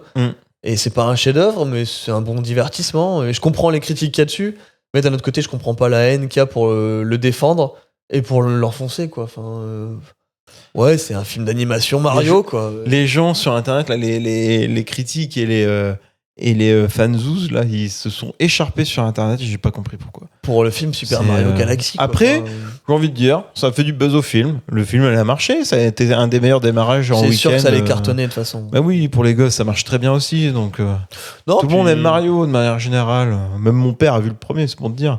Donc, Non, franchement, j'irai voir le 3, tu vois. Ah, moi j'irai voir le 3 aussi. Mais en fait, tu vois, il souffre un peu d'un syndrome de l'adaptation de jeux vidéo. Par exemple, on a eu Sonic. Ouais. Sonic 1, il est comme Super Mario Bros 1. Là, le Super Mario 1, le film. C'est une bonne adaptation, ça se passe bien, c'est cool, c'est rigolo, machin. Je les ai pas vus, le les Sonic, il est ouais. très bien. Le 2, il est comme celui-là, il part en sucette. Non mais vraiment, il part en sucette. Et a priori, le 3, que j'ai toujours pas vu, il est super. Donc j'attends Super Mario, le film 3, parce que ça se trouve, ça va être un putain de chef-d'œuvre. Non, après, c'était pas une merde, hein, franchement, Non. ce film. Moi, je le conseille quand même. Il Si est vous un aimez les peu films d'animation. Il est un peu moins bien que le 1. Moi, je mettrais une note plus haute sur le 1 quand même, parce que Il y avait plus il y d'émotion. avait un peu plus ouais. d'émotion, un peu plus de pause dans l'histoire. Là, ça manque un petit peu d'émotion, je trouve. Même Je entre pense Bowser que- et son fils, je trouve ça manque un peu. C'est sûr qu'il y avait un montage plus long. Et qu'ils ont. Ouais, c'est obligé. Ils ont. Ils ont coupé dans le lard. Ils ont coupé pour garder un truc ultra nerveux, peut-être en se disant les gosses ils tiendront jamais 2 heures au cinéma, on va faire un truc court. Alors qu'un Pixar, ça fait quasi 2 heures. Tu regardes Helio, le dernier Helio, il fait 1h50, je crois, un truc comme ça. Ouais, bah il a pas marché donc je sais pas si c'est un très bon exemple. hein. Il a pas marché de manière générale, mais sur les enfants, ça a marché. Après, je peux comprendre. hein, Mais que t'aies- il a pas fait beaucoup je d'entrées. peux comprendre que t'aies peur de te dire aujourd'hui les gens, les enfants, ils vont avoir du mal à se concentrer 2 heures sur un film. Et pourtant. Alors, les enfants, pourquoi ils auraient du mal à se concentrer 2 heures sur un film? Parce que avant, c'était pareil. Hein. Ouais, non, mais je Tu suis. prends Toy Story 1, il fait quoi? 1h45, je crois? Je défends Ah non, il est pas- plus court, Toy Story Non, 1. ça dure 1h30. hein. C'est 1h30, Ouais. ouais, c'est vrai. Mais je défends pas l'idée, hein, mais ça m'étonne pas qu'ils aient pensé comme ça. Peut-être. Pense trop TikTok, de toute façon. Ouais. En tout cas, mais c'est la critique qui a été faite au film, hein, que c'était un peu un film TikTok et tout. Alors, oui, en parlant de TikTok. Waouh. Non, parce que on s'est foutu de ma gueule le 1er avril quand j'ai balancé, quand j'ai Tu t'es fait retweeté avoir, ouais. la news sur le fait qu'ils allaient passer les films en x2. Tu t'es fait avoir pour le poisson d'avril. Moi, j'ai fait Francky. Alors déjà, j'avais oublié que c'était le poisson d'avril. Je déteste le 1er avril pour ça. Et de deux, bah, ça s'est confirmé. Non, mais personne ne va faire ça. Ça s'est confirmé au Canada. Ils ont passé un film en x1,5 Oh, au mais Québec. Quel enfer. Et les gens, ils ont dit ah bah moi j'ai bien aimé. En fait, ça a été un peu plus vite. On ressent pas la longueur du film. On est mieux et tout. Regarde Hugo Décrypte Non, mais Décrypte Québec. C'est une blague, non? Non, c'est pas une blague. Ils l'ont vraiment fait. Je vais le reposter tout à l'heure là sur Instagram.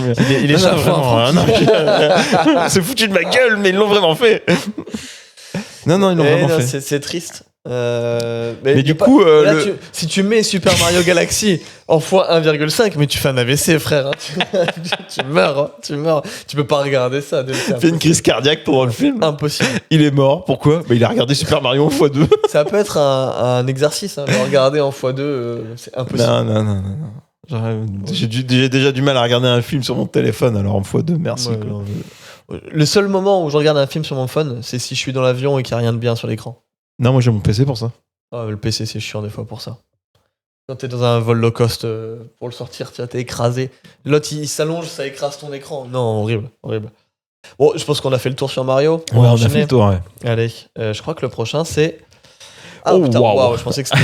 Ah, non, on ouais, je est que savais. là dans la liste. En il y a vrai, tellement de films. je m'en doutais que c'était celui-là. Ouais. Il y a beaucoup de choses à dire. Oh là, le grand écart. Hein. Super Mario, le rayon et les enfants. Oh la vache.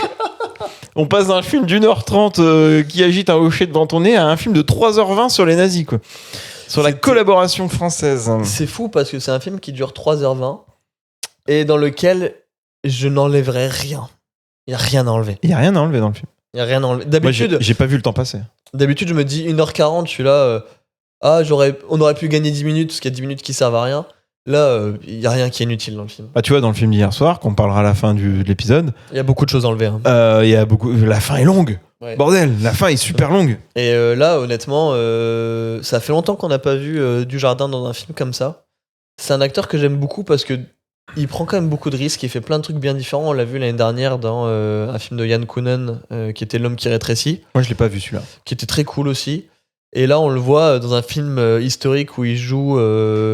C'est le personnage de Jean Lucher, qui est un vrai journaliste qui a existé pendant la collaboration et qui a un thème un peu complexe. D'ailleurs, le film a eu beaucoup de shitstorm. Hein. J'ai eu beaucoup j'ai pas vu polémiques dessus et tout. Il y a beaucoup de gens qui lui ont reproché de jamais montrer l'étoile jaune, de jamais montrer les juifs et tout. Et moi, je trouve que justement, c'est une des forces du film. C'est qu'il montre une partie de la guerre qu'on voit jamais. Oui, mais exactement. Mais en fait, moi, je ne comprends pas qu'on fasse ce reproche-là parce que tout l'intérêt du film, c'est de montrer que ces gens-là sont dans une bulle et qu'ils savent pas ce qui se passe. Qu'ils ont vécu la guerre sans la vivre, dans la bourgeoisie parisienne, dans l'opulence. Et c'est un film très dur. Hein. En plus, c'est assez bien raconté parce que c'est raconté à travers les yeux de sa fille, qui était une actrice française à l'époque et qui a aussi beaucoup souffert de ça parce que quand son père, qui a du coup activement collaboré via, il avait un journal qui s'appelait Les Nouveaux Temps, Les Temps Nouveaux. Les Temps Nouveaux. Les Temps Nouveaux, ouais, je sais plus exactement. Du coup, quand forcément ils se sont fait choper à la fin de la guerre, on a fait beaucoup payer aux collabos et sa fille en a beaucoup souffert aussi. Et du coup, c'est très bien raconté parce qu'en plus, sa fille, elle en a tellement souffert qu'elle a eu une espèce d'échéance de nationalité, je sais plus trop comment il dit ça dans le film, et qu'elle avait même plus le droit de travailler. Ouais, c'est fou, t'imagines.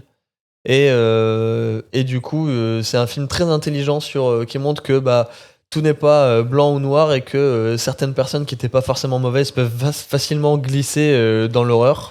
Oui, parce qu'en fait, de base, Jean Lucher, c'est un pacifiste accompli qui lie une amitié avec donc comment il s'appelle, Otto Abetz, qui est joué par Auguste Dil, que je ne connaissais que très peu. Auguste Dil, il joue très bien dans le film. Il joue super bien, donc acteur allemand que vous jouez un allemand, enfin, quoi de mieux. On joue un nazi, hein. Ils ont pas beaucoup de rôles à part ça, les Allemands. Et Jean Dujardin qui a, on le voit souvent, ce côté franchouillard qui lui est même beaucoup reproché. À raison, j'en sais rien, mais ça lui est beaucoup reproché. Mais là, il joue très très bien. Et donc tous les deux, ils sont pacifistes. Et en fait, quand Hitler arrive au pouvoir, ils sont toujours très inquiets de ce qui se passe, jusqu'au moment où il arrive vraiment au pouvoir et ils disent qu'il faut, il faut discuter avec Hitler et ne pas partir en guerre. Ce qui est valable, soit. Jusqu'à un certain point. Jusqu'à ce qu'à un moment, la discussion devient un peu du soudoiement, quoi. Ouais, et puis il y a aussi beaucoup d'histoires d'argent dans tout ça, malheureusement. Après, ce que je pourrais dire sur le personnage de Jean Lucher, c'est qu'il n'est pas dépeint comme quelqu'un de très bien au début, quand même. Non, mais c'est quelqu'un qui a de l'argent aussi. Non, justement, c'est quelqu'un qui est il est un peu dépeint comme un scammer. Escroc, hein. Ouais, c'est un escroc. Quand je dis qu'il y a de l'argent, c'est de dire il profite de sa position. Parce que quand il a son premier journal, c'est quoi, les anciens temps, justement, le premier journal qu'il a ? Je sais plus exactement. Il fait faillite parce que lui, il passe son temps dans les dîners mondains à faire des notes de frais colossales. Et le journal fait faillite à cause de ça. Et lui, il en profite de ouf, il en a rien à branler. C'est d'ailleurs ce qui fait tout le film. Et Jean Dujardin est parfait pour faire ce rôle. Honnêtement, c'est son rôle, hein, c'est lui. Ah oui, non, mais c'est. Je pense que c'est même le rôle de sa vie en vrai. Il y a incroyable dedans. Je l'avais jamais vu aussi bon. D'ailleurs, en plus, on n'est pas du tout dans l'humour là. Il n'y a pas une seule fois où il y a de la blague. Un gars, une fille, c'est au revoir là. Là, c'est très sérieux. Et très, en plus, sérieux. il y a un autre thème qui est ultra intéressant, c'est qu'en fait, ça parle aussi de la maladie de la tuberculose. Parce que lui, là, il a transmis à sa fille aussi. Et il y a tout un parallèle sur en fait. Plus ils avancent dans l'horreur, plus limite on a l'impression qu'ils pourrissent de l'intérieur de la maladie. Et je trouve que c'est une super métaphore aussi. Ouais. Et non, c'était très fort comme film, honnêtement. Par contre, moi, il y a un truc qui m'a dérangé, c'est quand même sa relation avec sa fille. Avec ses robes et tout, là. Ouais. C'est particulier des fois. Hein, ouais. Et même, en fait, donc, ils sont tous les deux très connus. Donc, ils côtoient un monde dans une bulle à Paris qui est très, très, très bourgeoise. Et ça baise dans tous les sens. C'est vrai que c'est particulier. Voire même, lui, il se tape des gens que sa fille... Des copines de sa fille. Des copines de sa fille, quoi. Ouais. Et avec qui elle a couché ? Elle a couché avec sa fille et le père, quoi, la meuf, quoi. T'imagines un peu ? Donc, non, il y a une relation joue au jeu de cette famille. Assez bizarre. C'est un peu ça. Il y a une relation assez bizarre entre le père et la fille, surtout que la mère, on la voit très peu. C'est exactement ce que j'allais dire. La mère est inexistante dans le film. Elle est inexistante parce que en fait, ils disent qu'ils sont en relation libre, sauf que t'as l'impression que la mère elle s'est juste barrée avec un autre mec et de temps en temps, elle vient revoir sa fille et c'est tout.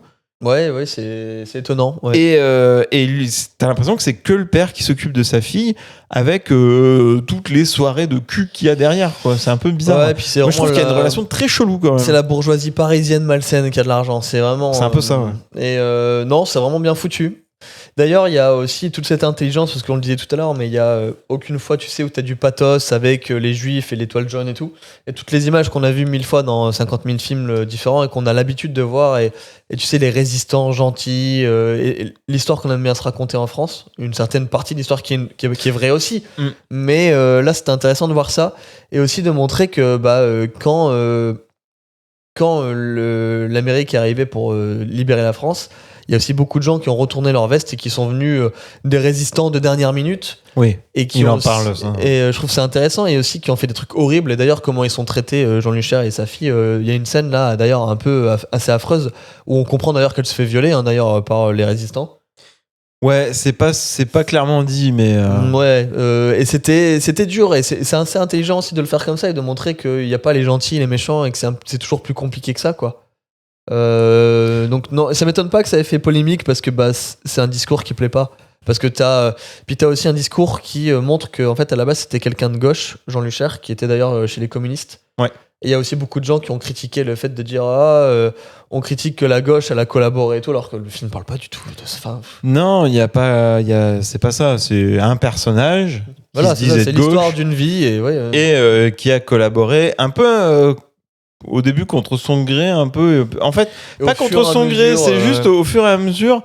C'était assez insidieux parce qu'en plus on parle du contrôle de la presse et du contrôle des messages qui sont passés dans la presse, mais c'est très insidieux parce qu'il écrit toujours ses articles, et au fur et à mesure il a toujours cette relation avec Otto Abetz qui lui est devenu gouverneur, je crois, un truc comme ça. Bon, il devient le gérant de Paris en fait. Mais il devient la personne qui va gérer Paris, donc qui va sauver Paris aussi d'ailleurs.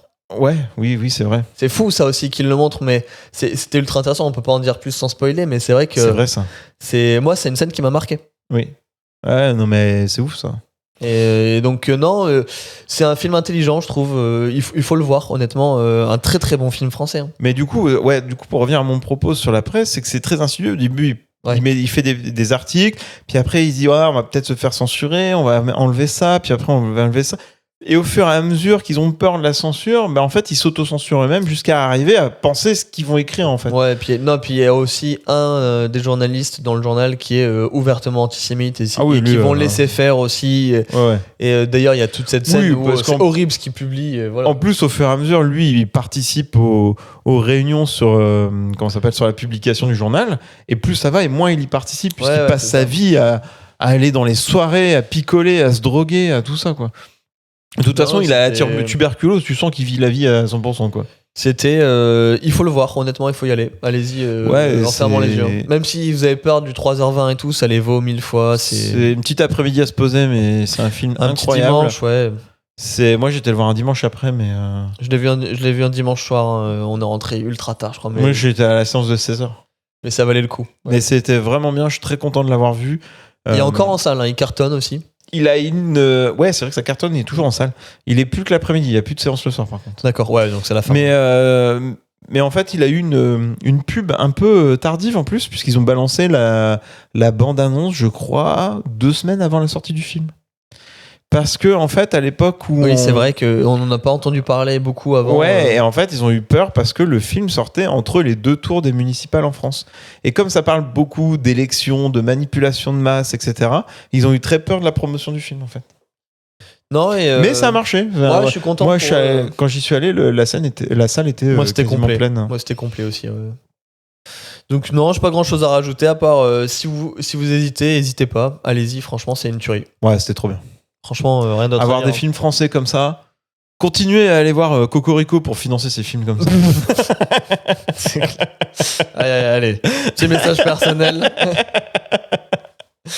Et en plus, on enchaîne encore sur un bon film. C'est fou que, tu vois, tout ça, c'est des super films qu'on a vus en 2 mois seulement. Non, mais attends, cette année, elle est incroyable. Là, les prochains films, ils sont toujours tout aussi bien. À part le dernier qu'on a vu hier soir, les autres sont toujours aussi bien. Donc, The Drama, déjà gros casting, hein, Zendaya et Robert Pattinson. 2 personnes qui doivent se marier. Et à un dîner avec des amis, ils doivent raconter la pire chose qu'ils ont faite dans leur vie. pour ne plus avoir de secret l'un pour l'autre. Et on Et peut le rien dire secret- de plus. Hein. Non, on peut rien dire de plus. Mais le secret de Franchement. Zendaya va faire partir les trucs, enfin l'histoire en sucette. C'est une des communications les plus intelligentes que j'ai vues depuis très longtemps, parce que la Oui. bande-annonce est parfaite. Elle est superbe l'abondance. J'ai rien d'autre Ça à m'a dire. donné trop envie de le voir. À chaque fois que je voyais l'abondance, je me dis mais qu'est-ce qu'elle dit pour que ça parte en sucette comme C'est ça, génial et le film est super. Franchement, c'est un comédie dramatique et encore drame. Je le mets c'est plus comédie en vrai. quoi. Ouais, il y a du drame. Hein. La Oui. fin du film, c'est un vrai drame. Oui, c'est vrai, c'est vrai. Hein. Mais c'est génial. Franchement, c'est une belle pépite cette année encore une fois aussi. Je crois que c'est dans mon top 3. Je sais plus exactement. Il y a eu tellement de bonnes choses ou top 5, un truc comme ça. Mais Pattinson est exceptionnel. Je l'ai déjà dit, hein, mais J'adore cet acteur. je trouve Zendaya toujours pas mauvaise, mais je la trouve jamais spectaculaire. Je la trouve pas spectaculaire dans le film, mais elle joue très bien, encore une fois. Ah, elle joue très bien son rôle. Elle est superbe, moi je trouve. Mais il n'y a pas un moment où je me suis dit, waouh, performance incroyable. Tu vois, à chaque fois, c'est ça, Zendaya, je la trouve très bien, mais elle me décroche jamais la mâchoire, alors qu'il y a plusieurs fois Pattinson dans le film où Pattinson, il fait de il cette tête. m'a eu, vraiment, il y a la scène avec la photographe, Oh, la scène, la tête qu'il fait. Putain. la scène avec sa collègue aussi, on peut pas en dire plus. Ah, elle est mais horrible cette scène. Elle est horrible. Elle est fucked up. il est fort, hein, il est très Ouais. fort. Hein, ouais. Et non, c'est. Bah, puis toute la fin du film, quand tous les toute la quiproquos fin, ils se ouah, rassemblent c'est et dur. tout, c'est. Oh C'est. là. C'était vraiment une belle surprise. Et puis, et je trouve vraiment qu'il y a un message qu'on s'attend pas à voir, qu'on peut pas le dire, malheureusement, on peut pas en parler plus. Mais il y a un propos qui est fait sur l'Amérique qui est extrêmement intelligent et qu'on voit rarement quand même au cinéma. Ouais, c'est bien foutu. C'est vrai, on parle rarement de ça aux États-Unis.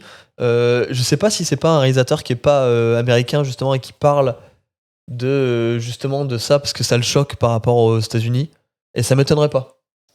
Bah, je sais pas, attends, je vais regarder qui c'est. Mais non, puis c'est un film à 24. Ouais, c'est un A24. C'est un film à 24 Moi, qui a eu j'aime bien A24. une grosse com cette année. C'est vrai que les films à 24 cette année, ils ont une grosse com entre Marty Supreme, The Drama et tout. Bah, puis là, au mois de juin, t'as les Backrooms de Ken Parsons. Qui a Où il y a une grosse énorme com aussi, hein. ouais. Ça devient un énorme studio hein, à 24 quand même. Hein. Donc c'est un réalisateur norvégien qui Ouais, s'appelle bah, voilà. Christopher Borgli. Donc oui, c'est pas Ça étonnant, m'étonne pas. en fait. Ouais. Et je pense que du coup, c'est une critique qu'il a envers Les États-Unis en de général. manière générale. Et elle est ultra bien foutue, la critique. Ah ouais. Il y a une Mais hypocrisie là-dedans en plus qui est assez drôle, je trouve. Ouais, la scène du dîner avec les amis, elle est. Moi, elle m'a fait mal au cœur cette scène-là, parce qu'il y en a certains, ils sont pires que Zendaya, je trouve, mais après. Ouais, notamment la personne qui l'accuse le plus. Hein. Moi, je la Ouais, trouve ouais. bien pire, hein, honnêtement. Et je trouve ça assez dur ce qu'ils lui font faire dans le film. Bon, bref, on va pas en parler plus parce que ça risque de C'est spoiler. difficile de pas spoiler, Mais, mais la mais musique ouais, est très cool. Il y a des superbes images, il y a une super mise en scène. Les acteurs sont géniaux. Franchement, allez-y. Hein. Ouais, on peut- non, mais allez-y. puis The Drama, il marche de ouf, il est toujours en salle, donc Ouais. foncez, il a encore plein de. C'est sorti le 1er avril, je crois. Ouais, c'est ça. donc Mais ça- il a encore plein de séances, donc. Ouais, franchement, si vous avez allez- l'occasion allez-y, d'y hein. aller, il faut y aller avant de se faire spoiler parce que ça serait con quand même de se faire spoiler là-dessus. Ça et Projet Dernière Chance, tu vois. Si Projet Dernière Chance avait fait une comme The Drama, ça aurait été incroyable. Ouais, je suis d'accord. Il lui manquait ça, tu vois. Ouais, je trouve aussi. Hein. Donc non, j'ai rien de plus à dire à part, c'est génial quoi. Ouais, non, Enchaînons. mais foncez voir The Drama au cinéma. En plus, ça vaut le coup au ciné. Bon, on enchaîne. Ça c'est mon top 1. Voilà, je le dis tout de suite. Ça, c'est un des meilleurs films qu'on a vu cette année. Moi c'est top 1. Pour moi, c'est dans les top 2. En fait, ça se bat beaucoup avec des rayons et des ombres pour moi. Je l'ai pas mis aussi haut, mais je comprends. Mais c'est vrai qu'il y a tellement de bons films cette année que j'ai mon top, elle va bouger beaucoup. Mais pour le coup, c'est un des films qui m'a le plus touché depuis très très longtemps, honnêtement. Hein. Franchement, C'est pareil. Là, on parlait tout à l'heure de La Maison des Femmes qui était très touchant. là c'est un Là, niveau c'est un dessus, niveau je dessus. trouve. Ouais, on est d'accord. Ouais. C'est exceptionnel ce qu'a fait cet acteur-là. Alors moi, je ne connaissais pas beaucoup cet acteur. Je connaissais pas du tout, moi. Bon, pour la petite C'est quoi histoire, son nom hein, déjà, c'est du coup c'est un film qui parle du syndrome de la Tourette. Pour les gens qui le savent pas, c'est le syndrome où justement tu dis des insanités, où tu as des tics de langage et des tics physiques aussi. Et c'est une maladie qui était très mal connue il y a encore quelques années. Hein. Et du coup, c'est l'histoire vraie d'un gars qui a aidé justement à faire reconnaître la maladie, à aider des personnes qui avaient cette maladie. Et c'est en Écosse que ça se passe. D'ailleurs, Ouais. l'accent est à couper au couteau, mais l'acteur, il est exceptionnel. L'acteur, c'est Robert Aramayo, que je connaissais pas du tout. Vraiment, je sais pas d'où il sort ce mec, mais exceptionnel. Ouais, moi ça. Et extraordinaire. Et en fait, pour les BAFTA, il a passé tous les autres acteurs. Il a explosé tout le monde. Il a raflé le BAFTA en Angleterre. Donc c'est l'équivalent mérité, des Oscars en Angleterre. Et c'est complètement mérité parce que je pense que si j'avais vu le film, qu'il avait été nominé aux Oscars, j'aurais mis lui en meilleur acteur. Enfin, Mais mille fois. au-dessus. Ouais, Il je est suis 1000 d'accord. fois au-dessus de tout le monde. Dire que Michael B. Jordan a gagné, enfin je suis désolé, hein, mais c'est hors compétition, franchement. Mais du coup, plus fort que moi, risque d'être aux Oscars l'an prochain, puisqu'il est sorti cette année aux États-Unis, je crois aussi, comme en C'était Europe. incroyable. Mais il est sorti en Angleterre en 2025. C'est pour ça qu'il a gagné, ouais, d'ailleurs, Le en BAFTA 2025. Ouais. en janvier. Et non, c'est drôle, c'est touchant, on pleure, on rit, Ouais, c'est rigolo. c'est exceptionnel. Ils sont pas pathos dans le truc, c'est super drôle. Et en même temps, il y a un côté très empathique dans le film où tu te mets à sa place et t'as envie de pleurer pour lui. Parce ça m'a que, fait penser à Forrest c'est Gump, super mais dur. en plus réaliste, tu vois, Ouais. où la personne elle a un vrai handicap et c'est une histoire de vie assez exceptionnelle. Donc non, c'est exceptionnel. J'ai rien acheté, c'est parfait. Non, le film est trop, trop, trop bien. À savoir que la personne dont est tiré le film, en fait, il a eu un. Tu vois, c'est pour ça qu'il y a des images de lui à la fin dans le générique. C'est parce qu'il y a eu tout un documentaire sur lui qui a été fait en Angleterre. Ouais, il y a encore envie d'ailleurs. Oui. Et il se bat toujours pour cette maladie. Il a même rencontré la reine. Il a la reine d'Angleterre pour ça. Pour médaille ce qu'il a d'honneur, fait. je crois, ils lui ont donné. Hein. Ouais. Donc c'est un vrai tour de force pour ce monsieur qui dans la vie ne lui donnait aucune chance parce que tout le monde le stigmatise à cause de son syndrome et qui arrive à montrer aux gens que le syndrome de Stockholm, le syndrome de la Tourette, c'est quelque chose qui est très très handicapant. Ça existe. Et c'est pas une blague, ouais. C'est pas une blague et ils arrivent pas à se retenir comme. Et plus ils se retiennent en fait, pire ça sera après en fait. Ça explose quand ils se retiennent. Et il y a plusieurs scènes ultra touchantes, hein, d'ailleurs, notamment la relation avec sa mère, avec une autre personne qui est un peu sa mère adoptive. Sans spoiler, on va pas aller plus loin, mais. Puis son pote aussi. Ouais, c'est ça. Qui est un peu comme un frère pour lui. Et c'est vraiment, c'est une pépite. La BO elle est cool et on l'a pas dit, mais je trouve. Très années 80 parce que ça se passe dans les années 80. Et la photo est géniale aussi. Oui, c'est vrai. Mais il y a des images de l'Écosse qui sont très, très, très belles. C'est ce que je disais, des fois, il y a des endroits, c'est pas forcément très beau, mais ils arrivent à faire des belles images avec. Et... L'Écosse, c'est très beau. Oh non, là, pour le coup, il y a des endroits assez beaux, mais ouais. Il y a des maisons, même des décors, des fois en intérieur, où c'est la décoration anglaise, c'est kitsch. Mais c'est bien filmé, c'est joli. Ouais. Tu vois, notamment même la scène avec la cheminée. Je trouve qu'il y a des façons de filmer et de la mise en scène. C'est du beau travail. Franchement. Non, c'est très, très bien. Waouh, quel film. Quelle performance. Ouais, non, moi, c'est le premier 5 étoiles que je mets, je crois, depuis très longtemps. J'avais toujours pas réussi à mettre 5 étoiles, mais il s'en rapproche beaucoup. J'ai mis 4,5, mais. Pour moi, on y est de très loin. Et je pense que ça va rester en top, moi, pendant longtemps. Hein. Je suis pas sûr. En même temps, avec 5 étoiles, ouais, ça va être compliqué. Écoute, l'année est pas finie. Hein, Peut-être d'une 3, tu mettras 5 étoiles. Je sais pas, je pense pas. Moi, j'ai déjà mis des 20 sur 20 à Dune et Dune 2. Moi, j'ai bien aimé Dune 2, hein, mais. J'avais pas Letterboxd à l'époque. Après, je pensais même pas ça. C'est comment j'ai été touché par le film. Je pense pas que je pourrais avoir ça avec un. T'as touché et l'expérience. Là, c'est un film qui est très très touchant, qui est rigolo, qui te fait pleurer, les émotions, elles passent beaucoup. Et tu vois, moi, Dune et Dune 2, c'est des expériences ciné qui m'ont. Ouais, je peux ébloui, comprendre. Quoi. Ouais, je peux comprendre. Non, c'est vrai que le c'est très bien. son et tout, c'est pour ça que j'ai adoré. C'est difficilement comparable. Mais c'est difficilement comparable. Ouais. Mais en fait, ça dépend comment tu vis les choses. Soit tu vis vraiment le film touchant, et dans ce cas-là, oui, je peux comprendre que tu mettes 5 étoiles quand c'est très touchant. Moi aussi. Hein. Et soit c'est l'expérience visuelle, sonore et tout. Et Dune, c'est une vraie expérience. Donc, c'est des façons de voir le cinéma d'une autre manière. Quoi. On en reparlera en décembre. Hein. Ouais, d'ailleurs, la question, c'est de savoir est-ce qu'on le voit en IMAX ou pas? Je sais pas si je vais aller jusqu'à Bruxelles pour ça.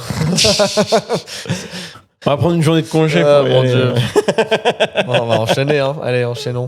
Ouais, on n'a pas grand chose de plus à dire sur Plus fort que moi, mais c'était très bien. Allez-y. Il doit encore y avoir quelques séances. Ouais, dessus. sinon il sortira assez rapidement, je pense, sur le web. Donc, Ouais, même rattrapez-le, mais, n'hésitez pas. Il est sorti le même jour que The Drama. Non, il y a encore quelques séances pas mal. C'est au Majestic sur l'île. Bah, allez-y, ouais, si vous avez l'occasion de pouvoir le voir au ciné, ça vaut le coup. Un autre film qui vient de sortir, que j'ai adoré aussi, pour le coup, c'est fou. Moi, je l'ai pas vu celui-là, par contre. Je pense que je vais aller le voir. Il faut que tu y ailles parce que je l'ai vu la semaine dernière avec Charlotte. C'est les réalisateurs Toledano et Nakash. Toledano, pas Toledano. Toledano. Ouais, bah, voilà. Eric Toledano Merci. et Nakash. Non, Toledano. Toledano. Ouais, Toledano. On va y arriver. Hein. Allez. Et donc, c'est les réalisateurs derrière Intouchable, Nos Jours Heureux, Le Sens de la Fête. Ils ont aussi fait récemment, que j'ai un peu moins aimé quand même, ça s'appelle Avec Jonathan Cohen. Ça parle d'écologie un peu. Ouais, il est pas bien sûr. Enfin, il est beaucoup moins bien celui-là.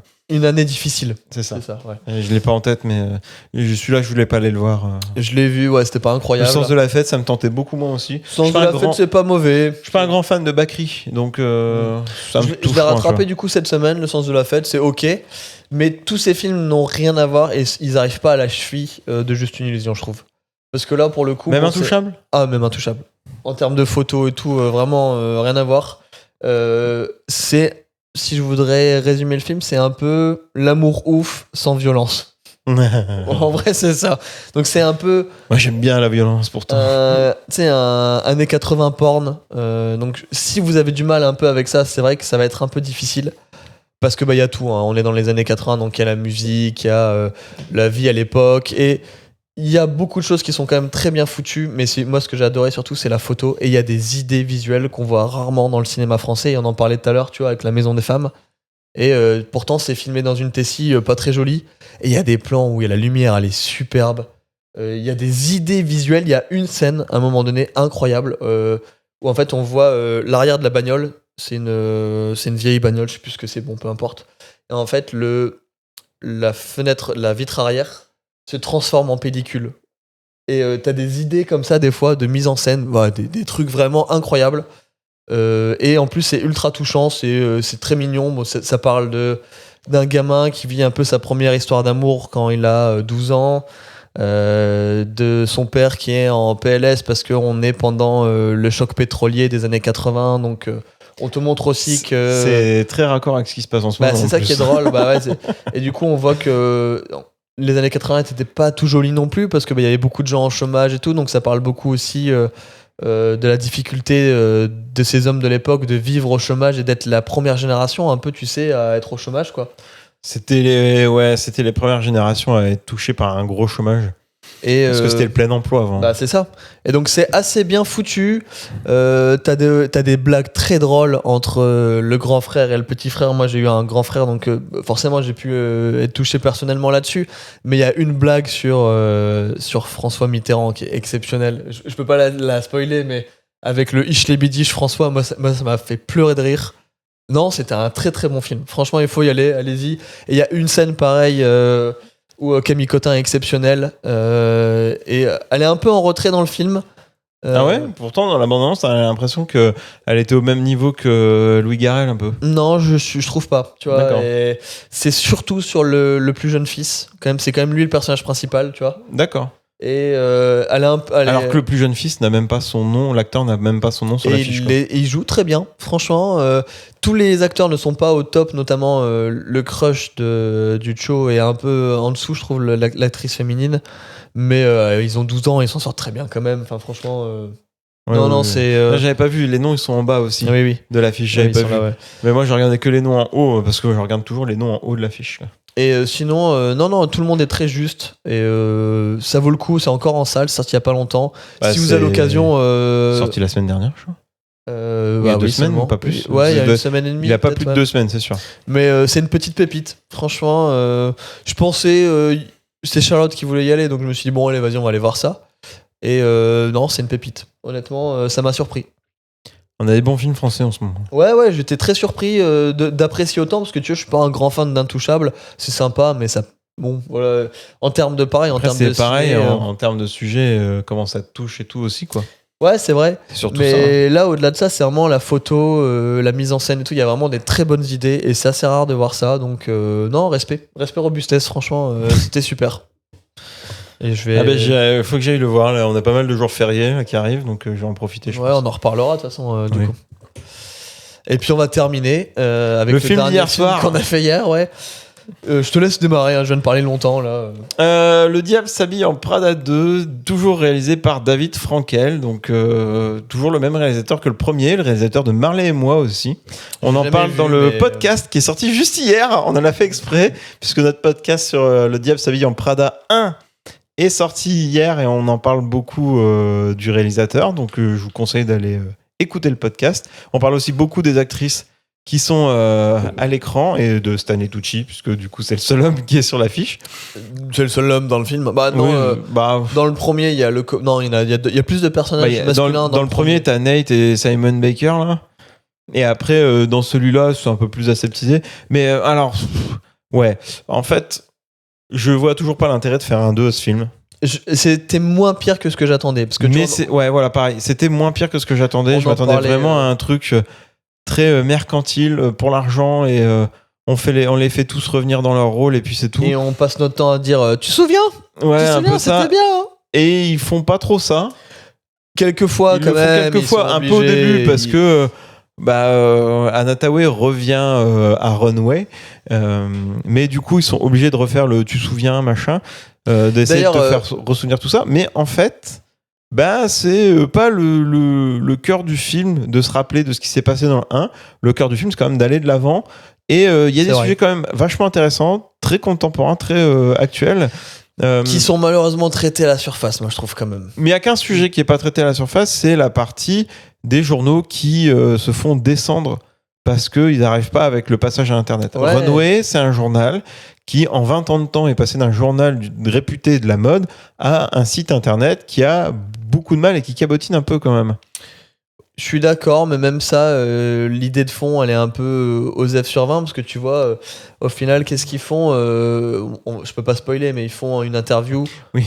Tu vois, mais en fait, à chaque fois, il y a même quand il y a des idées, les résolutions sont un peu décevantes sur le message et tout. Mais c'est pas la catastrophe industrielle que j'attendais. Donc, je préfère le dire, parce que c'est vrai qu'on était déjà négatif dans le podcast avant d'y aller. Et moi, je t'avoue, j'y suis allé en me disant, bon, ça va être une merde. Et mis à part le début que j'ai trouvé très laborieux pour raccrocher les wagons et que tous les personnages reviennent au même endroit et que là, ça fait un peu, hey, tu te souviens? Et ça m'a énervé un peu 2-3 fois, notamment le début. On en parlait, mais ils refont exactement le même début avec la vitre en mode, hey, on commence pareil, mais en 2 fois moins bien. Et la fin qui s'éternise aussi. Il n'y a pas tout ce montage au début. Dans le premier, tu as tout un montage qui est fait d'alternance entre plusieurs femmes qui s'habillent, qui partent au boulot, machin, Ouais. qui est très rythmé et qui marche très bien pour lancer le film.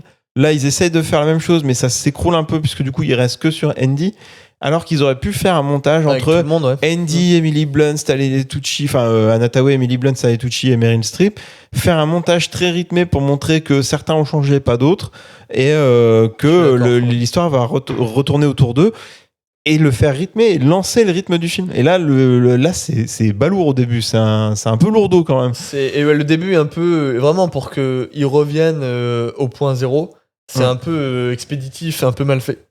Et la fin, elle s'éternise, ils ont du mal à trouver une fin. À la fin, ils ont vraiment du mal parce que c'est long. Puis je trouve qu'ils sont... À chaque fin de scène, je me suis dit, ça y est, c'est la conclusion, ça va se terminer. Non, ça continue, il y a encore une scène. Ils ont cette mauvaise idée de vouloir, tu sais, clôturer plein d'arcs de manière un peu en disant c'est ce que les fans veulent. Ouais. Notamment, tu vois, sur Emily et Emily et Andy. Je trouve ça trop forcé, honnêtement. Je suis désolé. Je le trouve forcé aussi. Et il y a plein de trucs comme ça, je suis en mode, c'était pas nécessaire. On dirait que c'est pour faire plaisir aux fans. Sûrement. Et le début, la fin, le milieu, ok.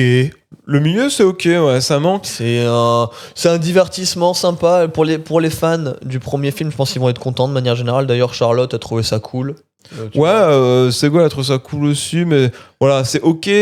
Voilà. C'est ok, tiers. Le 1, il reste au-dessus pour tout le monde. Même Charlotte, elle le disait, il reste au-dessus. Hein. Meryl Streep, elle est en dessous dans ce film-là, c'est triste, mais elle a plus ce côté piquant et cinglant qu'elle est vraiment dans le premier. Elle est pas en dessous par rapport à son jeu d'actrice, parce que elle le joue toujours très bien. Oui.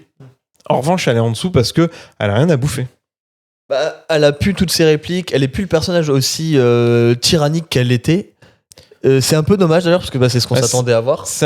Ouais, c'est ce qu'on s'attendait à voir, mais c'est un peu dans la logique des choses où à un moment il parle des RH, que les gens sont pleins d'elle, tout ça, donc elle essaye de se retenir aussi. Ça, c'est pas plutôt bien fait. Ça aurait pu être mieux abordé, je trouve. Ça aurait pu être mieux abordé. Tu vois. Exactement.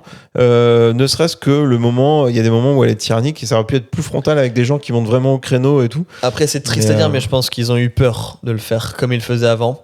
Parce que d'ailleurs, je sais pas si tu étais au courant, mais il y a eu une shitstorm parce que dans la bande-annonce, on voit une des nouvelles stagiaires qui est une chinoise qui s'appelle Jin Shao, je crois. Ouais. Et qui est un peu le cliché de la nerd. Et ils se sont fait insulter en disant ouais, c'est raciste. Donc je pense qu'ils. J'ai vu ça et puis même son nom, ils ont pensé que franchement, ça faisait un nom un peu raciste. les gens parce que le perso est pas comme ça, je trouve. Mais non, son personnage est plutôt cool d'ailleurs. Bah ouais. Et en plus, elle monte en galon à la fin. Donc. Puis après, il y a anecdotique son personnage, mais ça montre bien que je pense qu'ils savaient très bien qu'ils étaient attendus au tournant et qu'ils pouvaient pas faire le même genre de vanne qu'ils avaient fait dans le premier. Bah dans le premier, il est dur. Hein.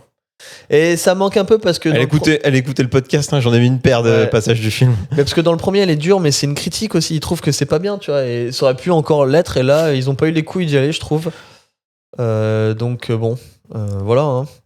Après, le truc qu'il y a aussi qui est intéressant, c'est que Miranda n'a plus le pouvoir pour la première fois dans sa vie, puisque avant, le magazine marchait de ouf. Donc du coup, elle avait le pouvoir. C'est elle qui faisait marcher le magazine, c'est elle qui faisait les montages et tout. Donc, elle avait le droit de faire ce genre de choses. Les gens, ils disaient, en fait, ça marche, donc taisez-vous. Alors que là, avec le passage à Internet, ça marche beaucoup moins bien. Donc du coup, on sent qu'elle a la pression des investisseurs et du groupe au-dessus. Petite critique là-dessus sur le fait de devoir produire du contenu plutôt que, tu sais, de l'art. Et ça, je trouve ça cool. Et ma foi, c'est assez vrai. Et elle explique à quel point c'est difficile d'obtenir l'attention des gens. Et on parle beaucoup du coup du marché de l'attention. Ouais. Parce que, par exemple, quand Andy elle revient, elle fait son article, elle dit oui, mais qui va cliquer dessus ? Ça fait pas cliquer les gens. Donc, c'est une triste réalité, hein. On en est les premiers au courant aussi. C'est une grande bataille aujourd'hui, le temps d'attention des gens, se faire voir, se faire regarder. Même nous, avec les réels qu'on a fait, c'était très compliqué de se faire voir. Quoi. Puis c'est très compliqué de savoir ce qui fonctionne. Et puis après, tu essayes de chercher à réussir à te faire voir plutôt qu'à raconter quelque chose. Et ça, c'est souvent la pire idée. Oui. Ouais, non, mais complètement. Donc c'est dommage, ils auraient pu aller plus loin parce que d'ailleurs, Andy, qui est censé être journaliste d'investigation, qui se retrouve à faire littéralement du putaclic, c'est dommage que ce soit pas traité plus en profondeur. Ouais, mais. C'est fait de manière un peu cynique d'ailleurs, parce que même le message à la fin avec le milliardaire et tout, je sais pas quoi en penser, tu vois. Ouais, mais après, j'allais dire, elle fait journaliste d'investigation, elle a un prix, mais est-ce que ses reportages sont lus ? Enfin, est-ce qu'elle fait pas aussi du putaclic pour pouvoir se faire lire, tu vois ? Enfin, est-ce que du coup, je trouve que c'est ça qui est intéressant. C'est pas marqué, c'est pas dit quoi. Est-ce que c'est le plus important, c'est d'être lu ou de faire quelque chose qui te plaît vraiment ? Et tu vois, c'est la question, voilà. Il y a un moment, le journal, faut qu'il vende des trucs, quoi. Oui. C'est la triste réalité du. Ça a été le but de tous les journaux, de manière générale, avant qu'il y ait Internet. Les journaux, fallait qu'ils vendent du papier. Donc, il fallait des titres putaclic. Il fallait des titres putaclic, même à l'époque. Hein. Bien sûr, ouais, je suis d'accord. C'était pas pareil, c'était pas la même manière de faire les choses, mais t'avais toujours des titres, souvent dans le négatif, pour pouvoir vendre du journal, en fait. Et du coup, au final, on en parle là, mais c'est les thèmes principaux du long métrage qui sont assez intéressants, ma foi, mais on ne parle plus jamais de mode. Ah oui, non, la mode c'est fini. Le seul moment où ils essayent de parler de mode, c'est qu'à un moment, donc là, au début, ça parle de fast fashion et que Runway est dans la tourmente parce qu'ils ont fait de la promotion pour de la fast fashion sans le vouloir. Et en fait, ils en font rien. Et c'est dommage parce que c'est le seul moment où ils auraient pu parler de mode et avoir un propos intéressant. Comme le moment où ils parlent d'IA dans la mode, où ils disaient qu'il n'y aura plus de designer, ce sera l'IA qui fera tout. Ouais. En fait, ils en font rien alors que c'est hyper important. En fait. C'est hyper intéressant. C'est le seul monologue qu'il y a dans le film d'ailleurs. C'est un milliardaire qui le prononce sur. Il compare en fait la modernité et le progrès comme quelque chose, tu sais, d'incontrôlable et d'irrémédiable. Enfin, tu sais, qui va arriver quoi qu'il arrive. Et je suis pas vraiment d'accord avec cette take, mais le monologue était bien. Et j'ai trouvé très cool. Mais et en plus, c'est vachement dans l'air du temps. Surtout nous, à notre boulot, là, on est en plein dedans. Ouais. Donc, ouais, c'est dommage qu'ils vont pas plus loin là-dessus. Mais ça manque de vrais monologues, genre Le monologue de Miranda sur la couleur bleu céruléen dans le premier, il est exceptionnel. Le monologue de Stanley Tucci, enfin trop bien. Et là, en fait, ils ont rien à leur faire dire en fait. À part citer des noms de marques et montrer des produits, c'est les seules fois où ça parle plus ou moins de mode et ça s'arrête là. Ouais, ça va pas beaucoup plus loin et on perd tout le côté de la mode derrière. Et en fait, c'est un peu dommage. C'est un peu dommage, mais je pense que ils auraient dû approfondir la partie fast fashion ou IA, même les deux. En fait, je pense qu'aujourd'hui, un journal de mode qui est passé sur Internet, ça doit être parlant parce que, à mon avis, il parle plus de mode spécialement non plus, quoi. C'est vrai, il parle plus de mode, il parle de people. Et ça rejoint ce qui se passe dans le film. Donc, ça rejoint ce qui se passe dans le film. C'est vrai, mais c'est dommage parce que tu vois, c'est quand même des personnages qui sont normalement passionnés de ça. Et qu'il n'y ait pas justement une critique de ça en disant ce qui est devenu la mode, c'est triste. D'ailleurs, moi j'aurais même axé sur un truc. Si j'avais repris le film, j'aurais axé sur le Miranda qui, tu vois, déprime un peu de plus parler de mode. J'aurais axé cette partie-là, tu vois. Il y a un moment où il parle de mode, mais de manière très négative, où elle explique qu'en gros, maintenant, les marques de luxe, elles sont devenues trop cher. Même c'est devenu juste un bien d'appartenance pour montrer que t'es riche et que des vieilles meufs à Banff, d'ailleurs c'est drôle qu'elle dise Banff parce que c'est une ville dans l'ouest du Canada de montagne. Donc, je sais pas pourquoi la cité Banff, mais en gros que des vieilles meufs achètent des sacs 3000 balles pour montrer qu'elles ont de l'argent. Et c'est ça maintenant la mode. Ouais. Et c'est ma foi un peu vrai, surtout qu'elle travaille chez Dior, donc je pense que c'est le meilleur exemple. Et de ce qui est devenu le luxe. Et c'est extrêmement c'est bizarre parce que tu vois c'était un film qui défendait beaucoup la mode et ce que ça apportait même au quotidien pour tout le monde, au quotidien. Et là le message il est vraiment en mode non c'est juste devenu pour les riches et c'est devenu un bien de consommation statutaire et c'est tout. Moi j'ai un peu l'impression que c'est devenu ça quand même aujourd'hui. Ouais mais c'est fort probable, mais du coup c'est triste pour ce que ça dit de notre monde et que le film essaye pas de critiquer ça tu sens en apportant un message positif en disant bah non ça peut être autre chose. Mais déjà le premier il a du mal à critiquer certaines choses. Ouais c'est vrai. Mais bon. Ça reste en surface, mais c'était un divertissement ok. Pour moi c'est la moyenne. C'est la moyenne aussi. Et comment dire, les gens qui étaient fans du premier vont quand même prendre du plaisir de retrouver tous ces personnages. Et comme tu dis c'est le même réal, tous les personnages sont là. Oui. C'est un bon legacy sequel. Ouais c'est pas mauvais. Mais voilà, je pense que c'est un film qui sera oubliable. Oui. Je pense pas qu'il obtiendra son statut de film culte comme il a eu le premier. Il aura pas du tout le statut de film culte que le premier a eu. Non. C'est un film pour les gens qui ont vu le premier. D'ailleurs, la moyenne d'âge hier dans la salle, elle était un peu plus élevée. Tu sentais que c'était pas beaucoup de jeunes. Hein. Ouais, ça allait corps, je trouvais. Non, mais, tu vois à côté de nous, on avait pas mal de jeunes à côté de nous. Oh, il y avait beaucoup de vieux aussi derrière nous. Ouais. Je sais pas, j'ai pas vu derrière nous. Je regardais que devant moi. Des fois, je me retourne. Qui est derrière moi? Non, mais écoute, j'ai pas grand chose de plus à dire. D'ailleurs, en parlant de moyenne d'âge, moi, c'est la moyenne d'âge pendant des rayons et des ombres. Ah, moi, c'était très vieux. Ah, c'était très très vieux, hein. Ça sentait le formol. Tu crois pas si bien dire. Ah, mais ouais. Il y a un moment, le film était démarré depuis 15 minutes. Il y a une femme, une petite vieille qui rentre qui fait « C'est bien des rayons et des ombres !» T'as raté le début. C'était dimanche après-midi à 16h, donc bon. Écoute, on en a terminé pour les films de mars-avril. C'était une très bonne tournée. Franchement, il y a beaucoup des films qui ont fini dans mon top 5 de cette année. Donc, c'était assez incroyable. Il y a beaucoup de choses qui vont être sympas à voir en mai aussi. Moi, je prends 2 semaines de vacances là, donc je vous avoue, j'ai hâte de me reposer un peu. Vous avez dû vous le remarquer, on n'a pas eu la chance de voir Michael avant de faire le live. On va aller le voir quand même, je pense, par curiosité. Sûrement demain pour moi. Même si je suis pas ultra hypé par le film, mais bon, j'aime bien la musique de Michael Jackson, j'aime bien ses clips, j'aime bien ses concerts. Bon, voilà, je pense que ça va pas apporter plus que ça. Ça va être Bohemian Rhapsody, mais pour Michael Jackson. Je vais aller le voir. Je pense que ça va être aseptisé. Ouais, je vais aller le voir en me disant de toute façon ça va être ok tiers et voilà quoi. Je pense que ça va pas être bon quoi. Écoute, je vais sortir en disant. Il a pété un câble pendant la séance. Pendant le film, je vais le faire. C'est qui le mec qui danse devant l'écran de cinéma là? C'est Julien. Non, voilà. Donc on aura sûrement l'occasion d'en reparler en mai, du coup, je pense. On le rattrapera. Ouais, moi je vais aller le voir demain.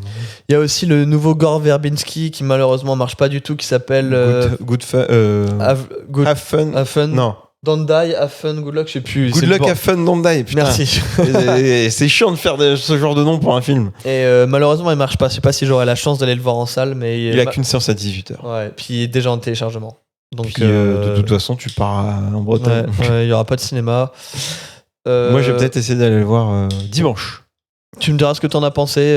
Moi, je le rattraperai aussi. Et sinon, cette semaine, il y a Die My Love qui est sorti au cinéma avec Robert Pattinson, qui sort 2 films en un mois.